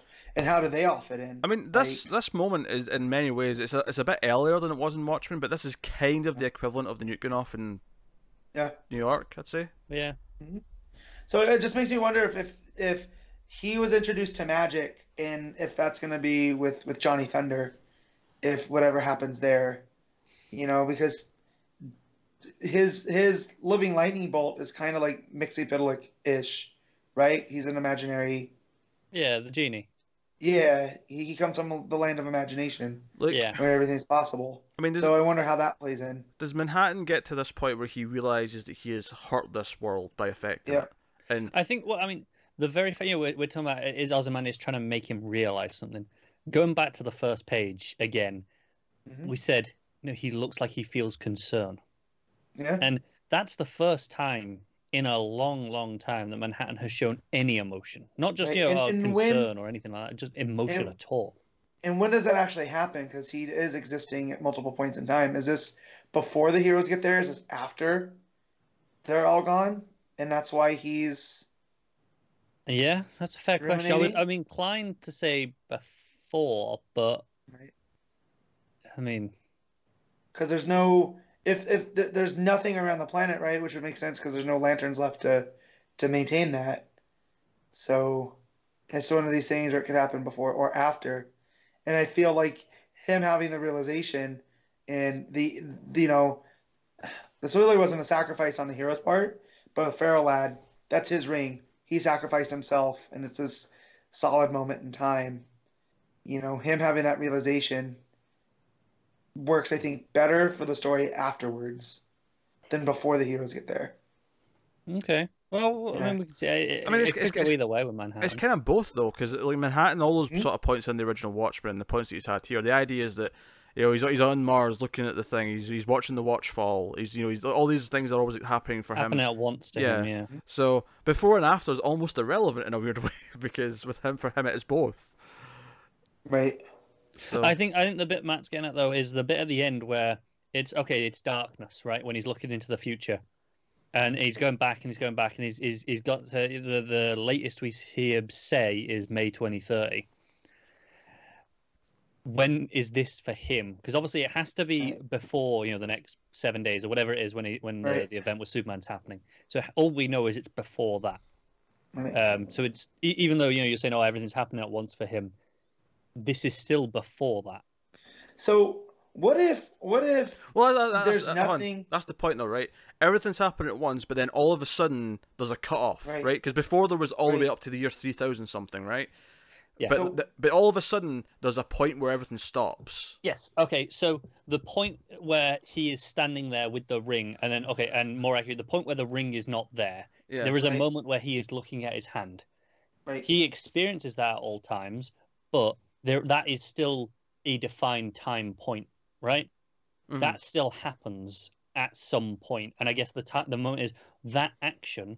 Does that happen before or after the fight with the heroes? Oh, before. That happens as soon as he moves the lantern. Okay, there you go then. That's the answer to the question. He moves the lantern, and then he experiences that moment again, standing on Mars with the ring in his hand, and it goes. That's when it happens. So the other thing was, as you guys were talking, I just had a thought. And yes, what if the reason that there's nothing after this, because Superman doesn't really destroy him, he decides to change things, so he can't see anything in this version as it is now because he's going back and fixing the things that he messed up because of his discussion with Superman. Superman telling him, "You have all this power. Look at all the havoc you've created." And so Manhattan's like, "You're right," and that's why it's the end of this as he knows it, and then maybe he blinks himself out of existence. Could he do that? And that's why he can't see anything. He just has no understanding of it right now, or in his case, more non-existence rather than death. So, man, there's so much to play, and like this book, I hate that there's these delays, but look how much it gives us. Every issue is. It's a pinnacle of the art form in terms of the single issues, right? That they can fit so much into each issue, have each issue be, no, this is what this issue is, yet still feed into a larger story. Yeah, this one was like 29, 30 pages, because I realised I was like, reading all this stuff in Mars, and I realised I was already at like page 24 at one point, because the number at the bottom. Yeah. Yeah, I don't know, they've all been like that. I mean, that's why the extra dollar. But Pete's just saying he wasn't realizing. Well, no, they've not all been the same length though. Some of them have been a few pages shorter than this. Oh, right. Yeah, so some have only been like 27, 28. This one was more like 30. There was like a few. And I feel like he added those extra, who's on the team, because there's no dialogue there. They're just, they're show pages. He's like, can I have a few more pages of roll call, please? Just let me have a few more. Yeah. There's less back matter in this one, though. Obviously, there's just the one file. Well, that'll be how they justify not the price going up again. Is that they'll just take away some back matter? They're not printing any extra, are they? Yeah. No, I actually kind of agree that I do think because they know this is set in the future in the DCU right now, I do think, well, not because the delays or not, I do think there's a lot of discussion about, okay, you're drawing all these characters, where are they going to be when Doomsday Clock ends? Right. Yeah. Or more, Doomsday Clock begins, rather, is maybe the better question. Yeah. Because that's what we have to get to. If all this issue did was reassure me that Dick Grayson's coming back as Nightwing, it's already a perfect issue. Yes. It's already a perfect issue. Like, and as much as I do enjoy the Murphy design of the Batgirl costume, if she's going back to her roots, I'm okay with that too. The black and yellow's better. It just does. And Donna and her red and yellow. That's a change in that character from what we've seen in Titans. Yeah, so, I actually quite like her black outfit, but the red one is what they're using for the TV show, so maybe that's why they're wanting to switch. Could be too. Yeah. that makes sense. Yeah, it's a it's Frank's art again. We've gone. I know. 50 minutes and not even spoke about his art yet. It's because it's just that phenomenal. Every panel is exquisite. It's worth the wait. Every time. This issue represents a climactic point. Ever since Rebirth issue 1, where we talked about, okay, they're going up against Manhattan. This is how powerful he is. Superman can't beat him in a fist fight. This issue is kind of the proof of that. This is the issue where hundreds of heroes go towards him and they get decimated in the blink of an eye. Well, it's this dramatic beat that had to play out, but it's no less satisfying, even though we all kind of thought it was coming. It was exciting. It was exciting seeing them go towards him. They're trying to figure him out. They're trying to figure out. He's talking in weird riddles almost because he's talking in different time, lines and whatnot. Them trying to understand him, Jean trying to understand him, Guy in his own dumb way trying to understand him, like all of that stuff, and then him just being like, nope, like that. Guys prove that no matter how hard you hit him, he's not going to go down. If you're going to take How is Guy proof of that? There's at least half of the people there could punch harder than Guy. Because that's Guy's thing. Guy is the punch first guy, and he's a pretty adept Green Lantern. Supergirl's 10 feet away. Have her punch him, and then that'll prove it. Because there's a reason why Johns had him do this, and it's not because Johns doesn't like Guy Gardner. He took the Voldarian BS from Guy Gardner and made him a Green Lantern again. That was Johns' doing. So the fact that he picked him, just shows actually, I just thought of an upside to all this. Technically, Red Hood just died. Yeah. Well, hey, let's celebrate. So. But also, so did Supergirl and Batgirl, Pete. So. Oh yeah, that's the upsetting part. I meant. But silver linings. Yeah. Silver linings. Snyder be damned, and that's Zack Snyder. Yes. Superman's not a punch first character, especially now. This older version. This is not. We've been over this. So, however angry he's gonna show up and be, it's all kind of. I don't want to say it's a swerve because it's really not. I don't think that Superman's going to cause the death of Manhattan, because what caused the death of Manhattan's got to be something, death of his philosophical beliefs. I can see Superman causing it in the sense that he inspires him not to be like this. Oh yeah, and Manhattan gives up his life. That's not. That's not. That's not killing him though. Yeah. But it would cause him to die. Yeah, I feel like Superman will defeat Manhattan, and that's where this goes. But that doesn't necessarily mean he's going to kill him, or even talk him out of. Even the word defeat may not be right. Like at the end of this, if Manhattan agrees with them and it's like a positive change, is it a defeat, or is it just no? He inspired a person to do the right thing. I'd say it's not a defeat, but it is a victory. Yeah, sure. Not all victories have losers. Right. Yeah. But oh my god, the art! This is one of the only books ever I'm like, I want the absolute edition just for the size of that art. And it feels good to see Frank drawing the Shazam family again. Well, yeah, but like his Green Lanterns look cool, like everything, but it just feels right because he helped create this new version of the family. Yeah, but even Bat Family, Super Family, like all these characters getting the Frank treatment this issue. It's great. It is. It really is. So ratings? Yeah, we're rating it now. So it's almost been an hour. I think it's time to rate the damn book. Matt, what are you giving it? I'm gonna give it a 9. It's really good. It's got a lot to chew on, but the emotion parts of it didn't hit me like the last issue. So okay, Connor, but it's still really strong. Nah, screw it. I'm going with the 10. It hit. I will never understand you. Every panelist, I loved it. Yeah, I'm giving it a 10 as well. This was fantastic. This is the best issue. This is the best issue of the book so far. I still like the last one a little bit more. And that might just be my Superman bias playing in. Probably is, because that was Superman's issue. Yeah, but I love the last issue as well. But I think I do prefer this one. This was phenomenal. This is like there's a reason why we keep caring about Doomsday Clock, and we keep waiting for all these delays. It doesn't matter. Every time there's all these delays, I go, oh, it's gonna hurt the book. Because there are books where it gets delayed, and I'm like, I lose interest. I come back to it, and I'm like, what's going on? I don't care anymore. And then I think, is this the issue that happens every time there's these delays? It's been 3 months since the last issue, and then I open this, and it's like I read the last issue yesterday, and I haven't even I read it the once, 3 months ago, and that's it. Yeah, I mean, just it's fantastic, and if it fixes this Wally West debacle and everything else, and I feel it's going to. I feel like Johns wouldn't do that to Wally. Yeah, it does kind of feel like there's a plan in place, even if it's hard. It's easy not to trust him. It's easy not to be skeptical about Didio and changing things. And it's all right. Johns is Manhattan. There's a plan. He can see it. We just don't know what it is. It's all confusing to us right now. Well, and I don't forget he's getting his imprint after this too. Yeah, that's still down the line. This is also like nothing's restoring hope every time it comes out like Doomsday Clock is. This is the hope restoring book, in a way, and hopefully literally by the end of it. Even when this issue ends with everyone dying, we're like, nah, there's hope. Yeah, because that's hope in a nutshell. Because we see how it's working in the overall story, where this is the lowest point. This is the reason this exists, because the story's going to play out and the ultimate victory is going to happen in some way. I mean, who knows? Maybe we'll be wrong. Maybe they'll cancel half the DC books and all these characters are really dead, and then we'll just have like...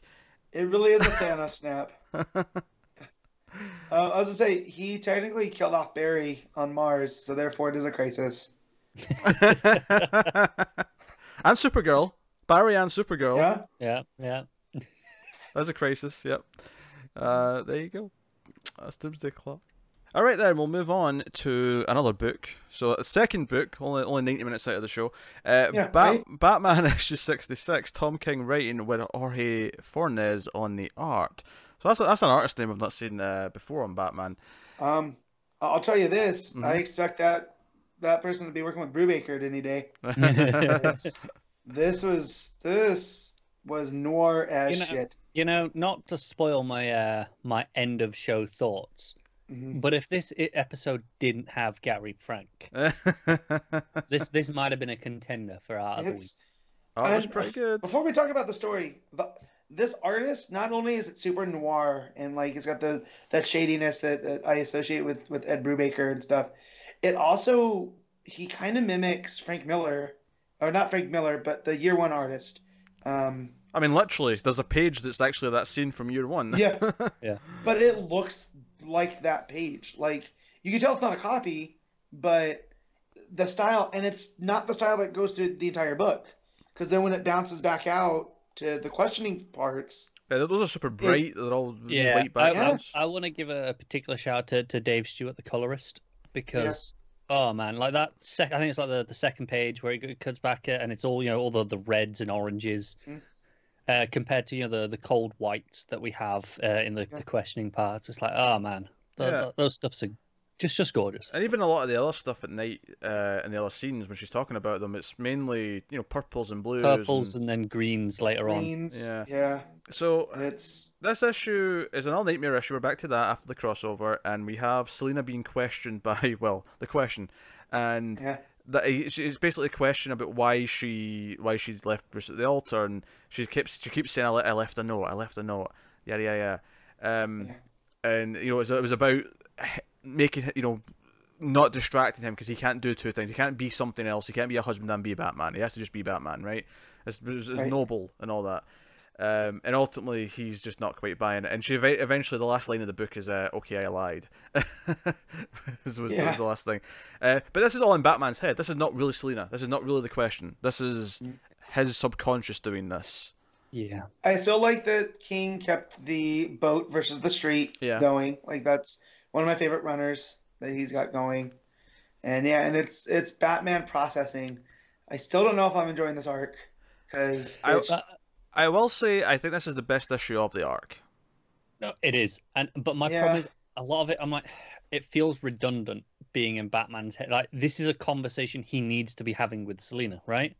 Right, and I think that's the point, is because he's feeling like he can be two things, right? He can be the Bat and Batman. And by that I mean that's her Bat. You know? I kind of read it as he's like, so he's read the note. He understands what she said about why she's done this.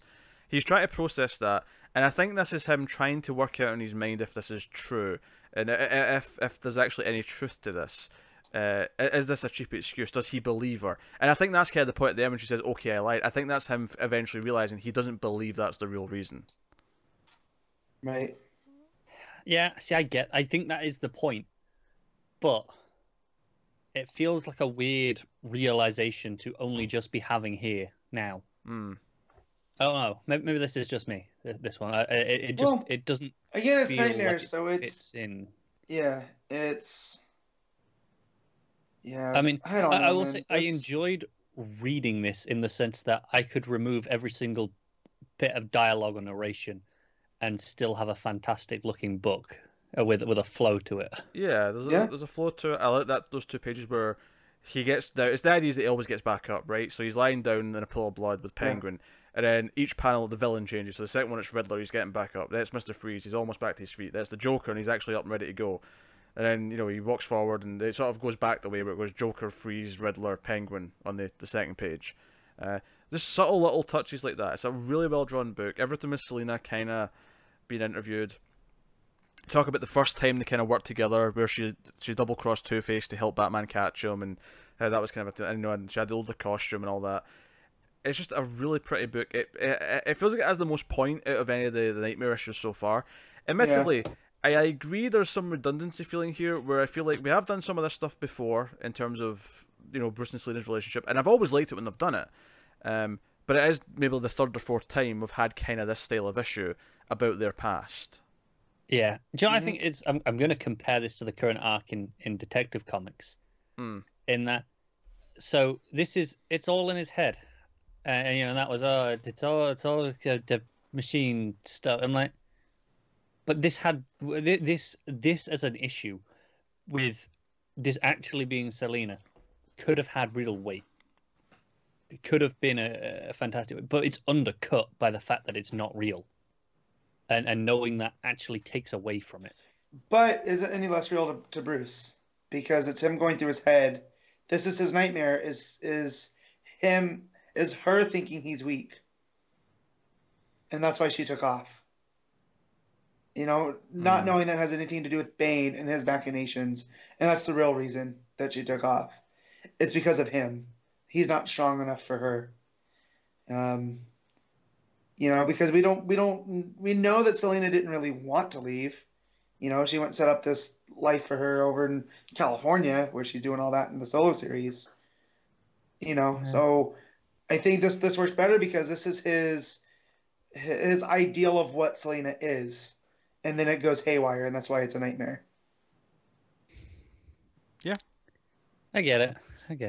I think this arc might be a bit of a lost cause in that, there's very little it can do at this point where I feel like, okay, it has weight to it now. Whereas I feel like, we spent the first 3 issues just bollocksing around, and this one's trying, but like I said, for me, it feels undercut by it being. Well, because I feel like this.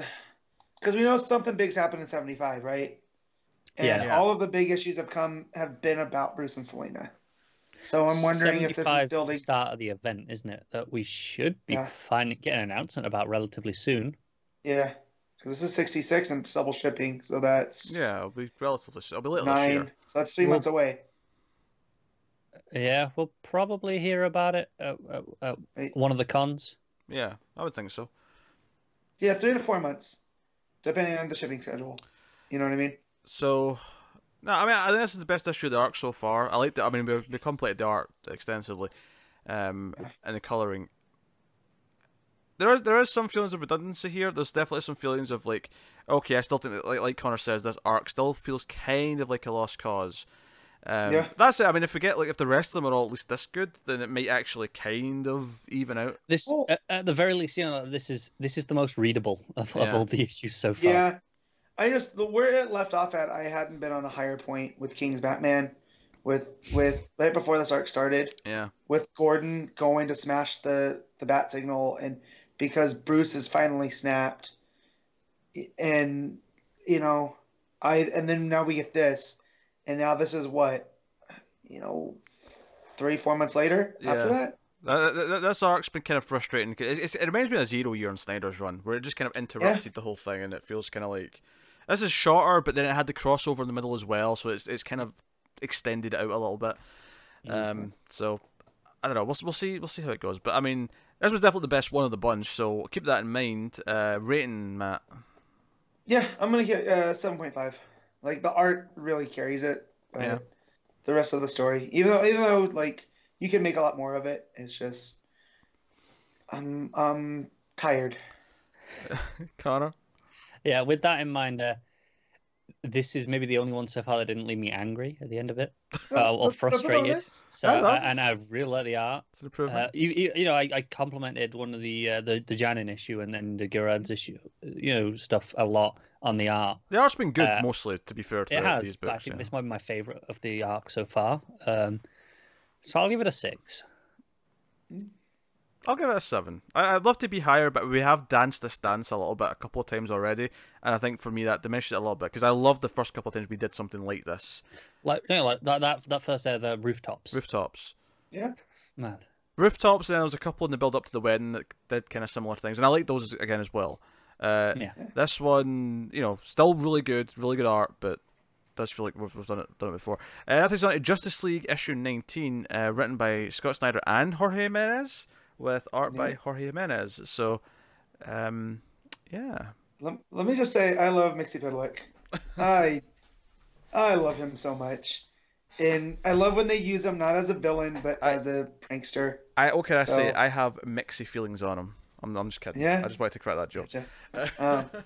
But I do love how Snyder has set up that he's an imp, and they, the fifth dimension is a place of imagination, which kind of ties into what we were talking about with the Thunderbolt and whatnot. The idea that Mixie has attached himself to Superman as a protector and is challenging him to make him stronger. And there's another one who's attached himself to Batman. I laughed and went, "Oh, Batmite."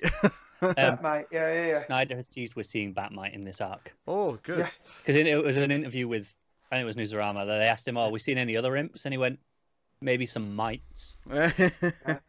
Oh, well. But I just love it that they've classified these, now that like they aren't all bad, and it kind of goes back to Morrison's version 2 from Action Comics, where Mixie was kind of a protector, and you play that into Reborn and how he felt jaded because Superman forgot him.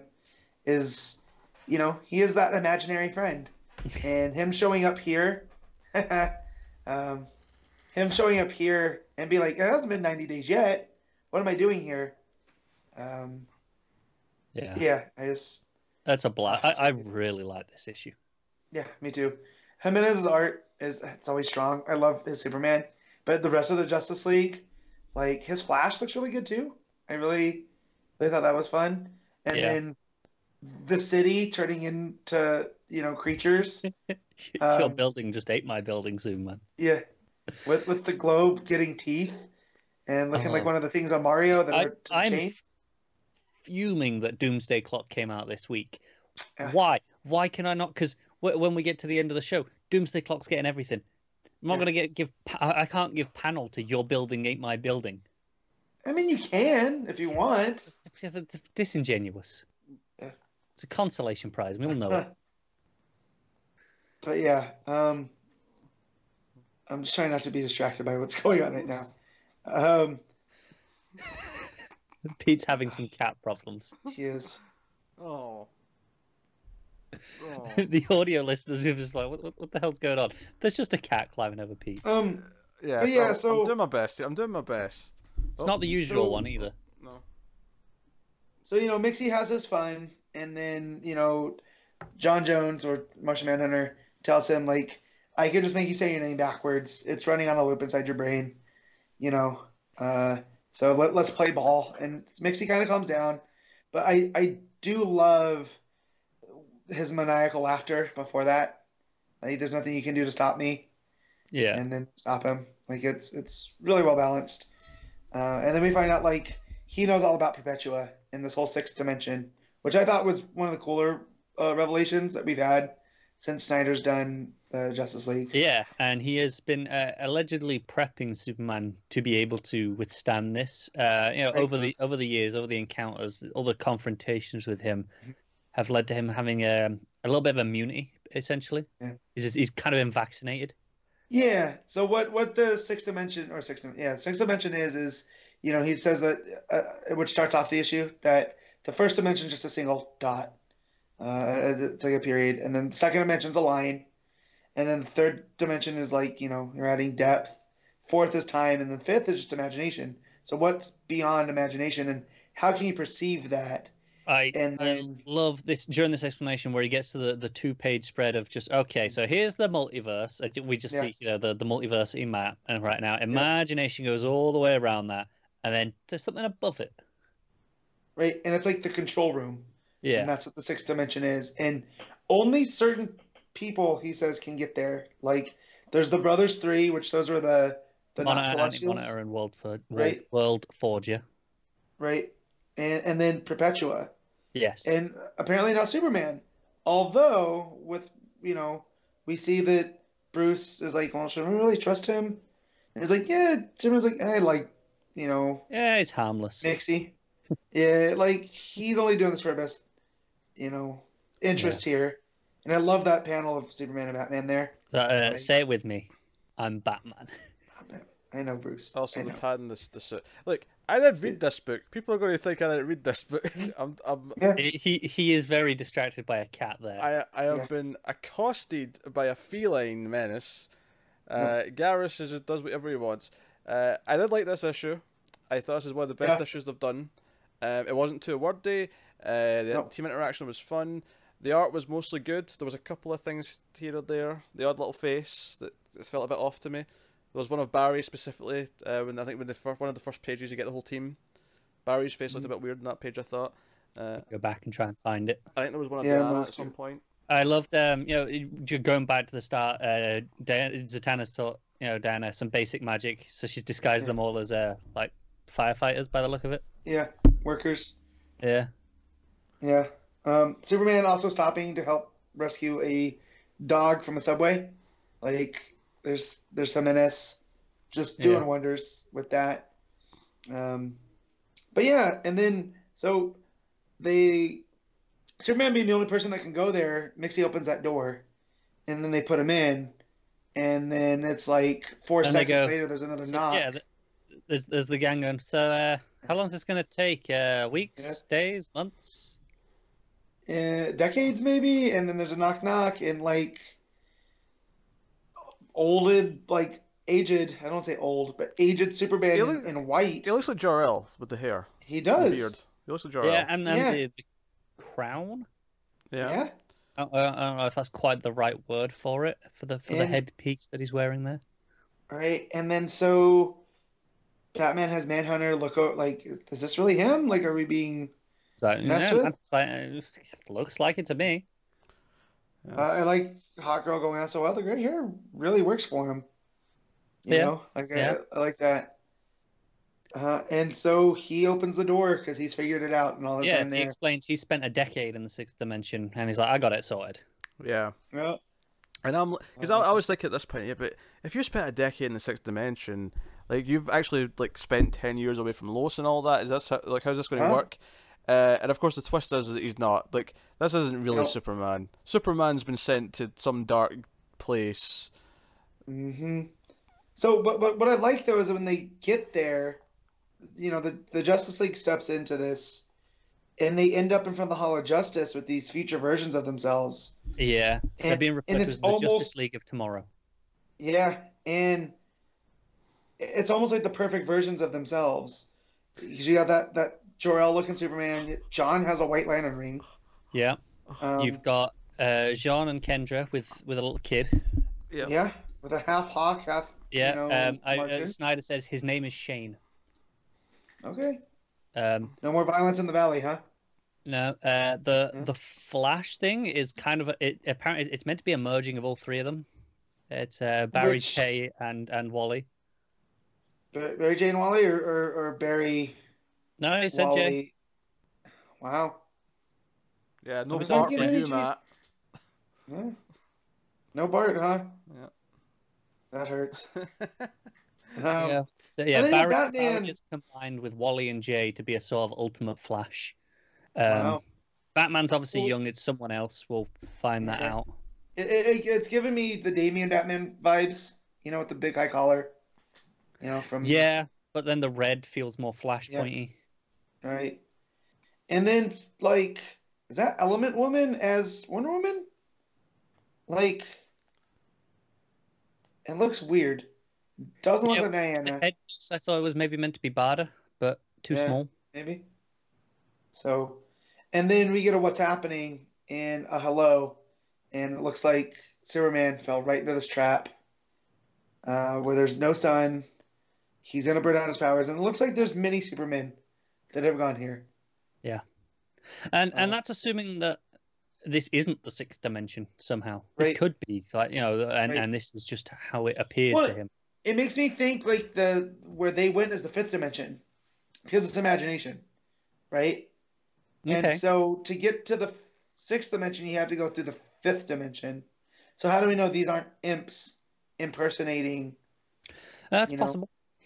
So yeah, but yeah, no, really solid issue of this, and then we don't have to wait much long. We don't have to wait very long for to see who the future Superman is. Yeah, so. It was an interesting twist at the end with a really solid issue throughout. All the mixy stuff, some really interesting art bits, and some great character interactions as this series has had. Especially between Batman and Superman in this issue. Yeah, it's definitely a roller coaster of since Snyder took over. Like, it's been real up, real down. You've done twists and turns, and I feel here we're right back on. This is the one I was looking forward to since we saw that art of the sixth dimension. Yeah. But yeah, no. What are you rating it, Connor? Well, I mean, Pete, you got anything left to say? You barely said anything. Let's catch some menace. That's what I've got to say. No, I enjoyed the issue. I enjoyed it more than some of the recent ones. It wasn't too wordy. I liked the banter between the characters, Superman and Batman especially. I think he's always felt this way in this series, but I think this issue more than any, it felt like Barry was made very jokey, like compared to everyone else. Like they intentionally made him the comic relief. Which what's wrong with Fast? Yeah. So like that stuck out to me a little bit, but they are supposed to be really good. The story's interesting. I like the mixy stuff. I like him messing with them, or at least he thinks he's messing with them when we see the buildings and John's like arm just like bubbling away and like things like that. Turn to the Christmas bauble lights. Yeah. So my headphones fell off. I can't hear you guys now. So that's the cat did that. Shambles. See, by this point, I would just put the cat on the floor and be like, I'd have thrown it out the window by now. This is fun. This is chaos. Sort of chaos that I thrive on. Shambles is what it is. But this show, start to finish, episode 1 to whatever we're on now, omni shambles. Yes. Anyway, so I like this show quite a bit. I'm enjoying it. In terms of what it's doing, I kind of like that it's away. I mean, even though it's tying into the whole like source wall breaking, all that stuff that's going on, it feels kind of like compartmentalized. It feels different. It feels separate in its own little story on its own, even though it's kind of feeding into that. I like that. So I will give this a solid 8 out of 10. Did everyone else rate it? No, I'm going up with a 9, but I've been into this book a bit more than you guys anyway. Yeah, well, I'm gonna split the difference in 8.5. I really had a good time. Jimenez's art too. I'll never get tired. Yeah. Like, solid. It's up there with Manipul. Like, it just makes me feel warm and fuzzy. Ooh, I wouldn't go quite that far. No, it's up there. I agree. It's better than Manipul. Fighting words. Yes. Yeah, so that'll take us out of Young Justice. This is issue 3. Oh. This is Brian Michael Bendis writing with Patrick Gleason and Viktor Bogdanovic on the art. Bogdanovic is doing the flash. This is going to be a trend, I feel, because each issue has like a flashback of a specific character. Matt, I think your mic might be going. So we get flashbacks to Superboy and kind of how he ended up in Gem World. Doesn't explain like how he exists in continuity yet, but we at least explains why he's in Gem World. Yeah, and like this is one of those be careful what you wish for, because I kind of saw a spoiler, but I thought someone was playing around with what they had said. I thought it was just a throwaway, and then I read it and went, "Oh no, that was 100% the truth." because someone's like, well, where's Connor been? And someone else responded, oh, he's a farmer in Gemworld, has a wife and kid. And I was like, oh, silly. Like, oh, that's funny. And then as I'm reading it, and we get to that point, he is a farmer and has a wife and kid with a cute little spit curl. Yep. You know? That's funny. Oh. Still doesn't feel like my Connor, though. Like, I feel like those days are long past. Yeah, it does feel different. Is a bummer, because Bart feels like Bart. Like, this is the Bart that I last read, you know, when he was Kid Flash and before the New 52 took over. Cat, stop knocking my headphones off. And so Connor's story goes, he's, you know, doing the Superboy thing, and he ends up helping the government, like, apprehend this monster. And then he ends up going to school, and he can't get it out of his head, like, what Star Labs was doing with this monster. And his teacher's giving a lecture on why there's rules and what makes up rules. And, you know, it's all about trying to control the norm. And, you know, if, you know, everybody's different and has a different set of norms, that makes it really hard for rules to exist. So everyone has to share norms.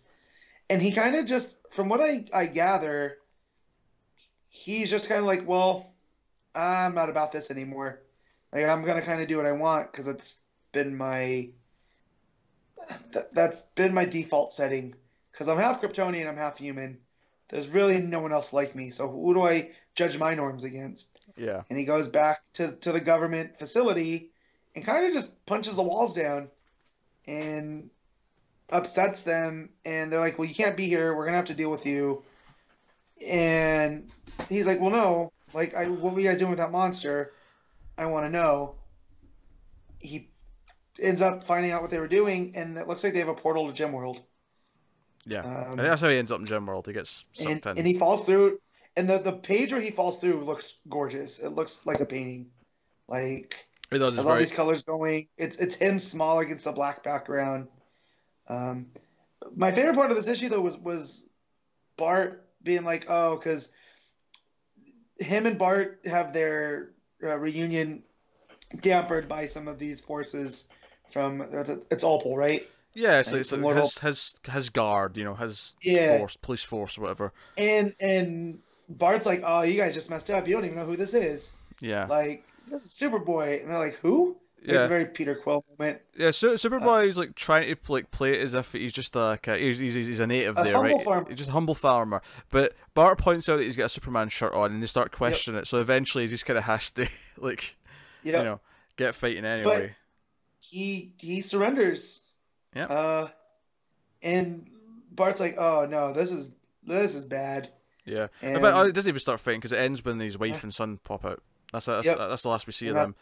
And we find out that's why he surrendered. And I love Bart going, first the beard, now this. Like, I feel like I don't even know you anymore. Yeah. But that means you relate to Bart right now, so it kind of works. I do. Yeah.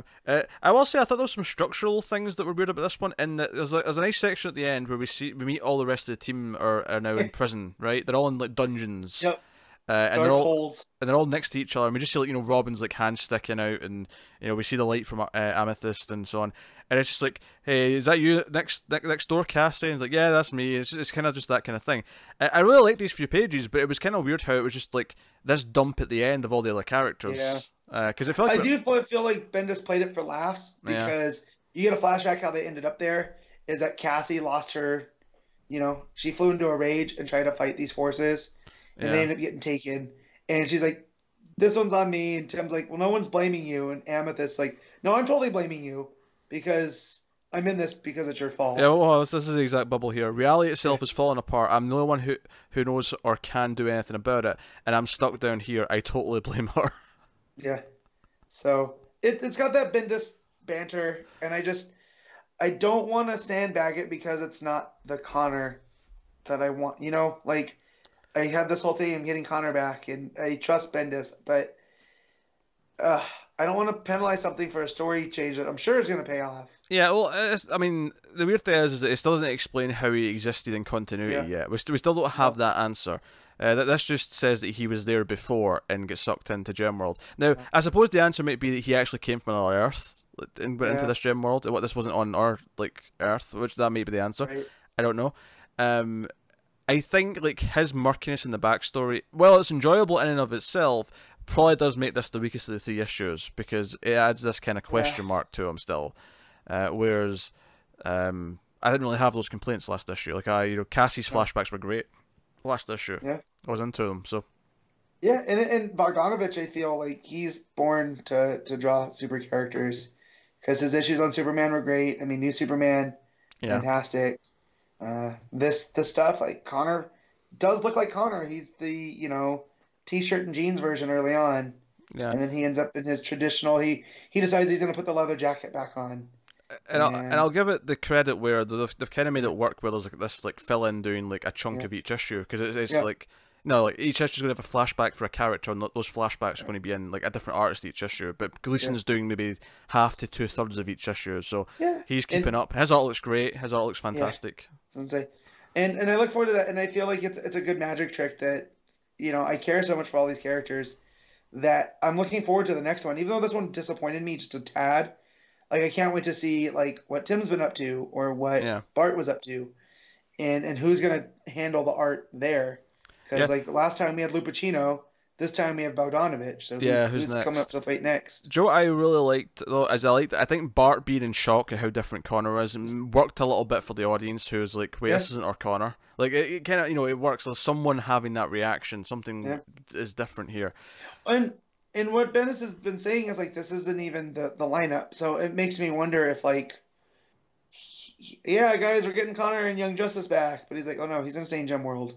Like, here he is. This is where he's at, guys. And that's a little bit of a bummer, but I guess I'll have to take solace on it. Looks like Bart's going to be around because he's, he's Bart.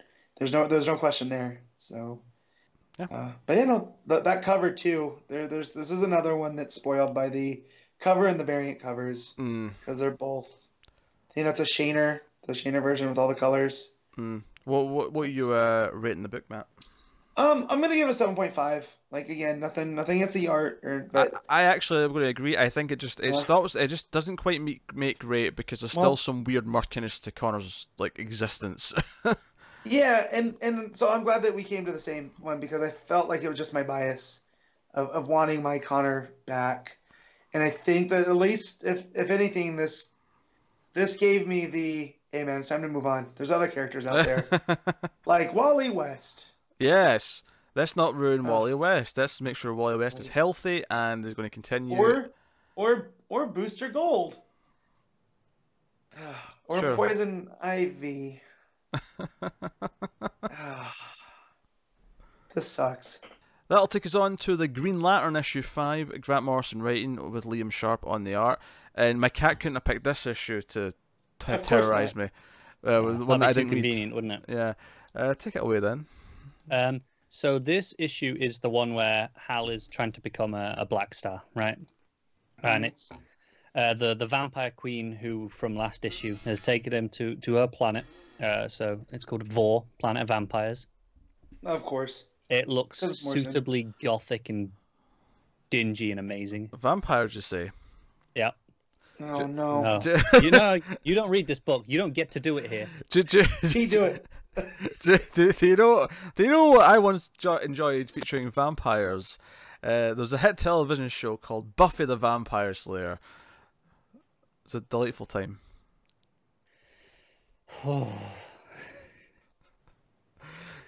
So let me guess, Hal goes to this planet and because he's a Green Lantern he has diplomatic immunity. Not even slightly. God, I'm so easy. No. So she's taking him there, and he is going to do 3 trials to get his Black Star armor in 3 pieces. The challenge is you've got to get across this city before the 13 bells ring. So the issue is very focused in. That's all this issue is. So the first one, he's down and there's this the miasma, so it's affecting him. It's taking away his willpower, but the mask will the visor will protect him from it. And ultimately, he has to go into a crypt with all these vampires. It's a crypt, and it's all these people who thought they would become Black Stars, people who thought themselves would have more to offer to the Black Stars alive than they would be dead to the planet and vampires. But he finds it, and he sticks it on, and he's shackled. He's got like these big handcuff gauntlet things on. The gauntlets go around his wrist, but they got a bar in the middle, keeping him together. And he picks up this makes a makeshift torch, and he's swinging it around with find these vampires. He gets a shovel and just taking heads off with it. It's great stuff. The art completely changes for when the view from inside the visor. It's got this completely different effect, this ethereal, smoky effect. It looks fantastic. So the next thing that he has to do is he has to find the arm pieces, the gauntlets, and naturally it turns out that it's the gauntlets that he was wearing the whole time. She's been messing with his mind to make him think that they're just these handcuffs basically. And it's the idea is he has to realize himself and renounce the shackles of his life and break free. And once he does that, they'll be there and they'll protect him. And they give him the beams and the usual like stuff we had at the start of the book. The beams are from the arms and such. So he's using that now to defend. The final part he needs is the armor, and he's getting towards it, and he goes through this bit that poisons him. And it turns out that the armor is the only thing that can save him, but the Vampire Queen, she's wearing it, and he's trying, he can't get there, and she's like, "Hey, you want it? You're gonna have to fight me to the death to save yourself." And ultimately, he's like, "No." He eventually gives up. He's like, "No, you have to help me." And that's the point of the challenge here is that the Black Stars stick together. They'll help each other out as long as you're willing to sacrifice your ego and surrender to the collective. You're all the same. So she saves him, and he is now a Black Star. And then we end with a final couple of pages where we cut back to a week before. I always find that pages are a good way to end a comic book. I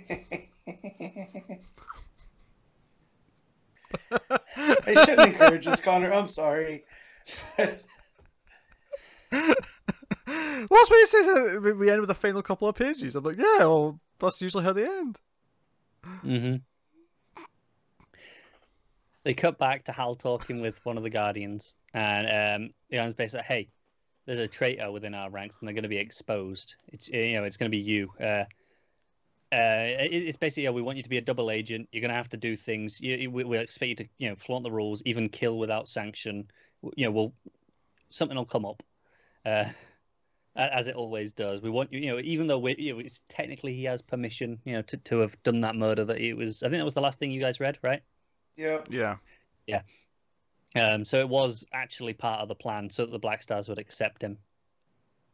And it's like, so what happens if I get caught? And they're just like, yeah, spy business. We'll disown you. We'll pretend you're not one of ours anymore if this goes badly. I'll burn them. Yeah. So you're getting there. You're going to neutralize control of me by any means necessary. And then the final bit is we're back on Ran where we were a couple of issues ago. Hal's there in his Black Star armor, complaining it's a little bit snug around the crotch area. And he's like, "Okay, you've got to take a new name. Hal Jordan died on Vor. For our sins. You've got to use a rebirth name, a Black Star name." And he goes, "Oh, that's easy. Call me Black Star Parallax." It's kind of this cool moment. And then the very last thing is, right, okay, one more test of loyalty. We just need to be sure. Final page, it's Adam Strange, all tied up. And it's like, "Oh, thank God you're here." And he goes, "Right, prove your loyalty. Kill Adam Strange." It's real good. And that's where Matt reacted at the Black Star Parallax, and hang on, I've lost sound. I hope that all came through because. Yeah. No, we heard the whole thing. It was delightful. Yeah. What was Matt saying about like that. the name? I don't know. What did Matt say about the name? I didn't... The Black Star Parallax. I just rolled my eyes and gave a nice huff. And a puff, and he'll blow your house down. Yeah. No, it's real good. This is maybe my favorite issue so far. It's the most focused and consistent.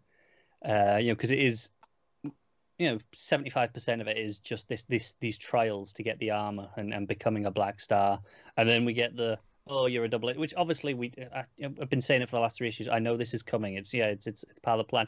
People were freaking out on the solicits for no bloody reason. So it's fine. I'm glad it's there just to shut those people up, rather than I needed it in the story right away. Yeah. But I'm really digging it. Art's fantastic.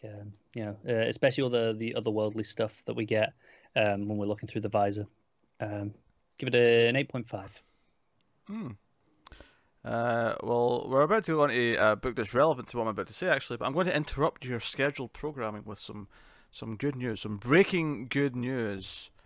So, as everyone might know, this week it was announced that Arrow was ending with Season 8, which is not the breaking news. They've been doing that for a couple of days. I was going to say, is that the small bit of news that you wanted to talk about with the other books? No, I actually forgot to mention, I was too busy with the cat. For God's sake, I knew this would happen. I told you to say it at the start. I was too busy with the cats. Jimenez renewed his exclusive contract with the DC. That was just a footnote for that book. Should have just said it at the start. It's fine. It's fine.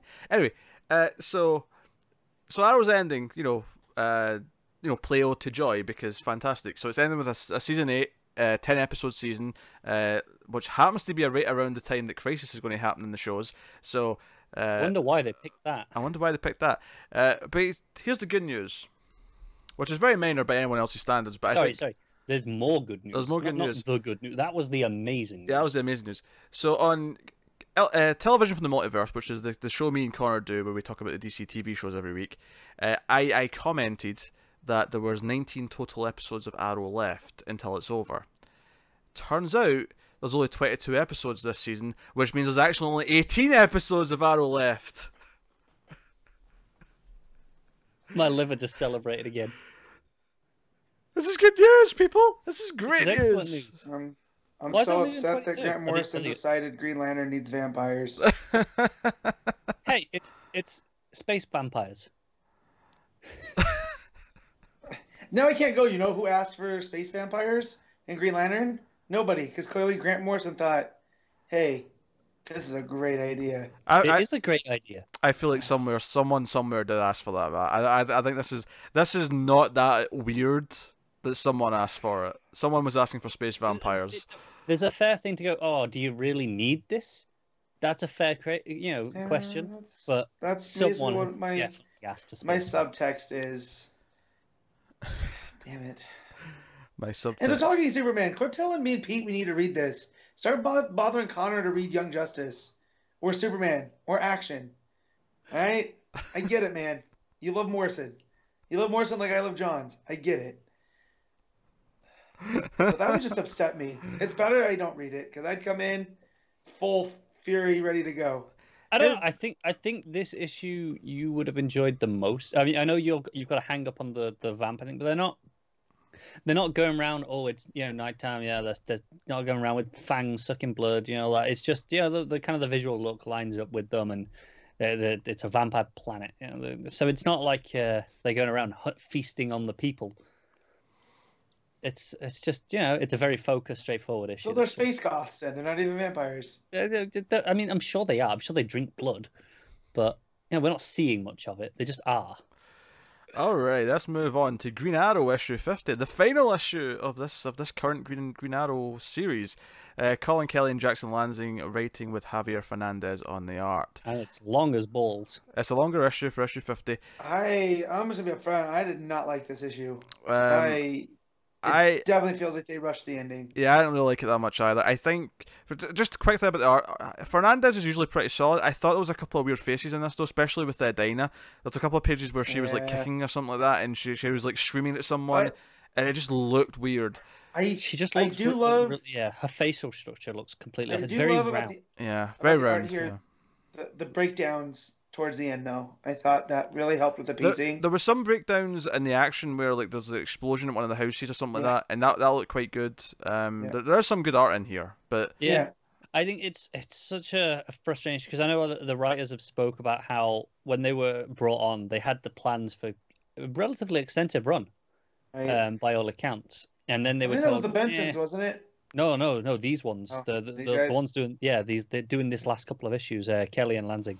They had plans for quite a bit, and then were told, actually, you're getting like a handful of issues. This I mean, because we complained at the end of the last issue that this, like, out of nowhere, Dinah's been asked to bring Oliver in. It felt like such a random thing, and it still feels that way. Like, this entire issue, it's like the whole thing is her going to Oliver and saying, hey, my previous, like, you know, employer essentially wants to take you in. I'm trying to do it peacefully, and the whole thing's about him running away from these people. The entire plot of this issue is just this thing that comes out of nowhere. Like, why did they want him? Like, it turns out it's the box that Martian Manhunter gave him, but it feels so out of nowhere. How'd they find out about the box? Yeah, no one knew about the box. No, it was literally it was Ollie and Jean. Especially when I'm gonna say it's something that was on the last episode of Black Lightning that me and Pete actually forgot to speak about on television, the Multiverse. The very final scene with the super satellite. They just looked into his house and saw the box. Nah. Okay, that was weird to compare it to Black Lightning. I kind of get what you're doing, but no, that's how they knew about it. They just I'm going, oh, that's what they've got, one of those. Yeah. Yeah, but that's, I mean. And also, I realised we forgot to mention it. Before I mentioned that scene at the end, you know, we didn't forget to do that. But anyway, here's the thing. At the end of the book, we find, you know, Oliver finally looks inside the box and there's nothing. And he basically deduces that Jean just gave him this so he'd feel important, right? Even though as he's walking away at the very end, it starts glowing as if there is something in there, it's just not visible to the eye or whatever. I think what frustrates me about this is this, as part of a larger story with Ollie, I can really see, you know, him being frustrated, but ultimately go, no, Jean gave it him because he doesn't need anything. Yeah, you know, if you take he away is that the panel weapon. of it, it's like no, it's him. You know, John was trusting him to take them down. Yeah, right. I think the problem is I don't even blame the writers. Like, even though the writers have done that 2-issue fill-in from before that we didn't like, and they actually referenced that in this. Yeah, they did that, which I appreciated. Yeah, like that was cool. But I don't blame them. I don't think this. I think they were handed this job of, you have to wrap up this and you have to leave Green Arrow in this position, because whatever they're going to do with him in an event or something has to be, you know, he's on the run, he's not Green Arrow anymore, he's left Seattle, he left Dinah, everyone's like away from him, like, and they had to just do all that in an issue, and a lot of it's this action scene, and the action scene stuff's probably the best stuff, because at least when it's just about him like dodging bullets and explosions and stuff, it's like, okay, this looks quite good, and it's just an action scene. When I started it, I was super into it because he's, you know, he's trying to get into somewhere, and you're like, well, where's he trying to get into? And then it's that new character, because they become the citizen. They go, oh, it's you. Yeah. And that felt a little rushed too, you know. And I liked all that, and then it just, with the stuff with Dinah, and then, you know, this is the second time they've taken a character I was enjoying in the hands of Percy and just wiped it out. Like, yeah, and again, I don't want to blame, you know, Kelly and Lanzing. I don't think this is their fault. I mean, I think there is very few writers in the world. This isn't a Rick Grayson scenario. Yeah, right. We didn't blame Percy for that. No, exactly. Well, I barely even blame Lobdell for that shite. No, I do. But because Lobdell was just given the job. I don't think he's not the reason why the change happened. Yeah, it's not, he didn't make it better, but it wasn't his fault. So, and so it leaves off here with Ollie kind of leaving the Green Arrow persona behind and running off into the woods heading to Canada. Yeah, I don't know, man. It's a bummer. Yeah, like, the more this went, or when it got to the ending, it was him being like frustrated because he's a joke to the Justice League. He's not really part of it. Like, I don't know. It feels like they're forcing like a narrative here with him that I don't think they've actually set up enough in the run up until this point. The only thing I think this really calls back to is the start of the New 52 Justice League when stuff. when he tried to join up and they wouldn't let him. Yeah. But I mean, we're long past that. Honestly, at the point where that doesn't even feel like the same character anymore. Like, you know, that early New 52, like, it doesn't feel like that was even really him. No, even the Lemire. This isn't even the Lemire version. That even though Emiko's here, and stuff. Like, but that was that was a very different character to the early New 52 stuff. It's like, okay, he grew up in Lemire's thing. And I feel this is the problem with Green Arrow over the course of the last 5 years. It's just been so inconsistent on who he is as a character, and the most consistent he was under Ben Percy. Yeah, right. Like, probably because he was writing for like a good 3+ years. Yeah, and like even though I just complained about space vampires and Green Lantern and stuff, Percy gave us werewolves, and I didn't even care because I was so into that run. You just like werewolves more than vampires, clearly. Well, that's true too. I can't say that. Like, there's definitely better vampire stories than there's werewolf stories. Oh man, there is. Just think of movies. There's far more good vampire movies than there's like 2 good werewolf movies, Matt. By your definition. Like... All right, I'm going to name you an American Werewolf in London, and I'm going to mention Ginger Snaps. Name me another. What about Silver Bullet? That's not good. I love Gary Busey as the weird uncle in that, but that is not a good werewolf movie. Granted, I haven't seen Silver Bullet since I was like 14, so 14-year-old me thought that movie was dope. I mean, it's funny because there's like a rocket-powered wheelchair at one point because Gary Busey's a madman, but like... What the hell is this movie? Every time I hear it, it gets a new level of mad. He builds his nephew, like his nephew's in a wheelchair, he builds him this like almost hot rod version of a wheelchair. Yeah. And there's a werewolf in their town hunting people, and he sets its sight on the kid in the wheelchair. So now crazy alcoholic Gary Busey is left in charge of this child in a wheelchair. So this is what they do. Yeah. I also like American Werewolf in Paris. That one's a lot of fun. Yeah. No one likes that one, Matt. Come on. I like that one. Like, some people argue for Dog Soldiers. I didn't love it. But like, no one's arguing for American Werewolf in Paris. No, this is maddening. I am. I enjoy that movie a lot. The Howling's not even that good. Like, I wish I liked that more, but it's not that good. I'm saying I enjoy werewolf stories. They're fantastic. I really relate to a man turning into an animal. So. Oh, I bet. Yeah. Especially when I go to Taco Bell, I become half raccoon. Yes. So. But anyways, a little trash panda. I still want another good werewolf movie. He's not mentioned one yet. I'm waiting for it. Yeah. The Red Riding Hood section of Trick or Treat. Thoroughly enjoy that. It's okay, I guess.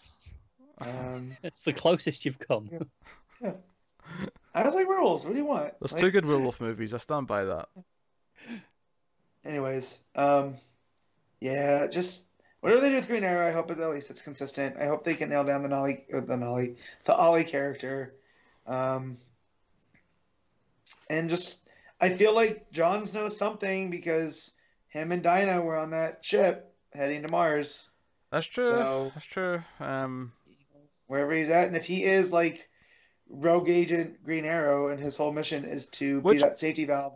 Which makes me wonder if what they're doing with Oliver, that's that he was implying here, is something that will be over by the end of the summer. Like it will be, a quicker thing over the summer rather than spread out over the next year. Yeah, it's why I wondered if we'll get an announcement at one of the cons. Yeah. And I also wish they would get Black Canary under consistency too, because like a lot of the DCU stuff isn't canon anymore, but they really wanted to keep her being in that band because she mentions it here. Yeah. And the secret agent stuff. Huh? Is that again, Connor? What was that? Sorry, I cut out. What did you say last?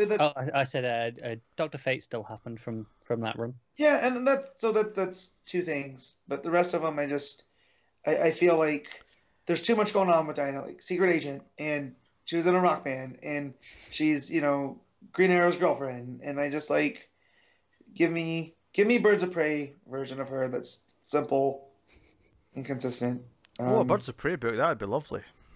Yeah, right. Yeah. Well, I mean, there's a movie coming. You'll get one. Yeah, there'll be a new one for the movie coming out. I don't know. Maybe, but Harley Quinn's going to be the lead character in it. But like that lineup, I'm okay with that. I'll deal with Harley to get Mary Elizabeth Winstead as Huntress. Yeah. So, like, I'm right there with you, Matt. Yeah. More Mary Elizabeth Winstead, just in general, is a good thing. I'm not denying that. I'm just upset that Babs is not even mentioned. You've seen Sky High, right? Yes, I've seen Sky High. Okay. I had a thought about it the other week. Bruce Campbell's in that movie, Matt. Come on, are you doubting my nerd cred?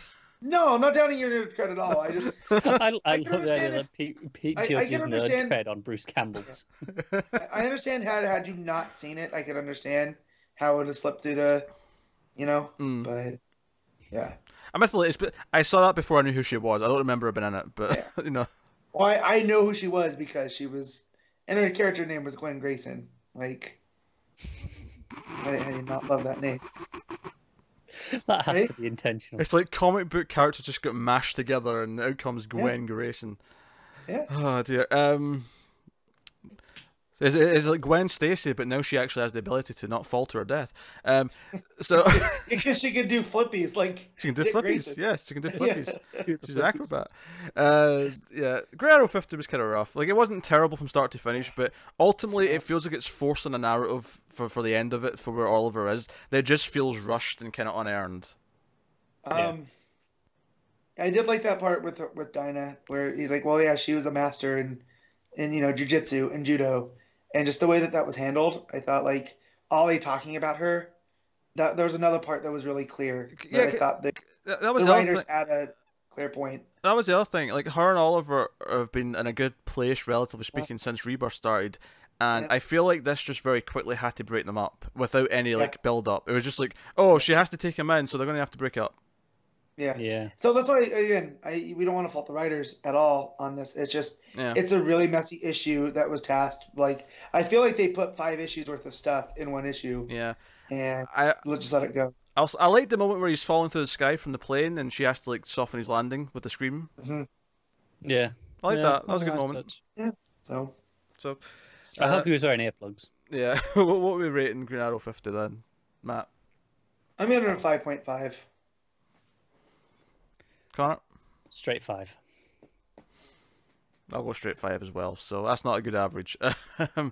Green Arrow 50, and it's funny because they came on for issue 48 and we were like, oh, 48 was pretty good, that wasn't too bad. 49, okay, not as good, but still, and then 50 is just like, anyway, that'll take us on to Adventures of the Super Sons issue 8, Peter J. Tomasi writing, Carlos Barberi on the art.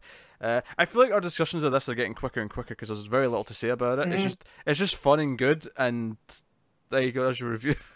Rex Luthor, he just does some stuff. The Joker Jr. has another flipping heel turn here. He has a face turn now. He pretends he's having a heel turn, but he's actually still on the good guy side. Also, Connor, how much do you know about Space Cabbie? Because hold on, don't spoil it, Pete. Okay. Like, how much? Passing knowledge. Okay.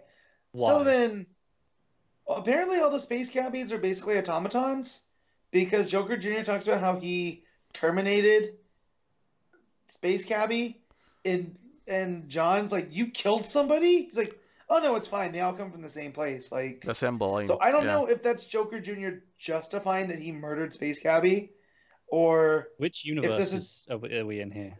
Regular. Yeah, I think so. Okay. Well, I think so. Yeah. Anyway, there's no indication. Just checking. Yes. I was not aware of this, but I mean... Yeah, either was I. But the way that Tomasi throws it out there, it's just kind of like, well, this is something that everybody knows. But, whenever he showed up, he's always felt like just a character. Dude. Yeah. He's been terminated. He goes and drinks at the Warriors bar. I'm on Wikipedia now. Yeah. He's looking up Space Cabbie.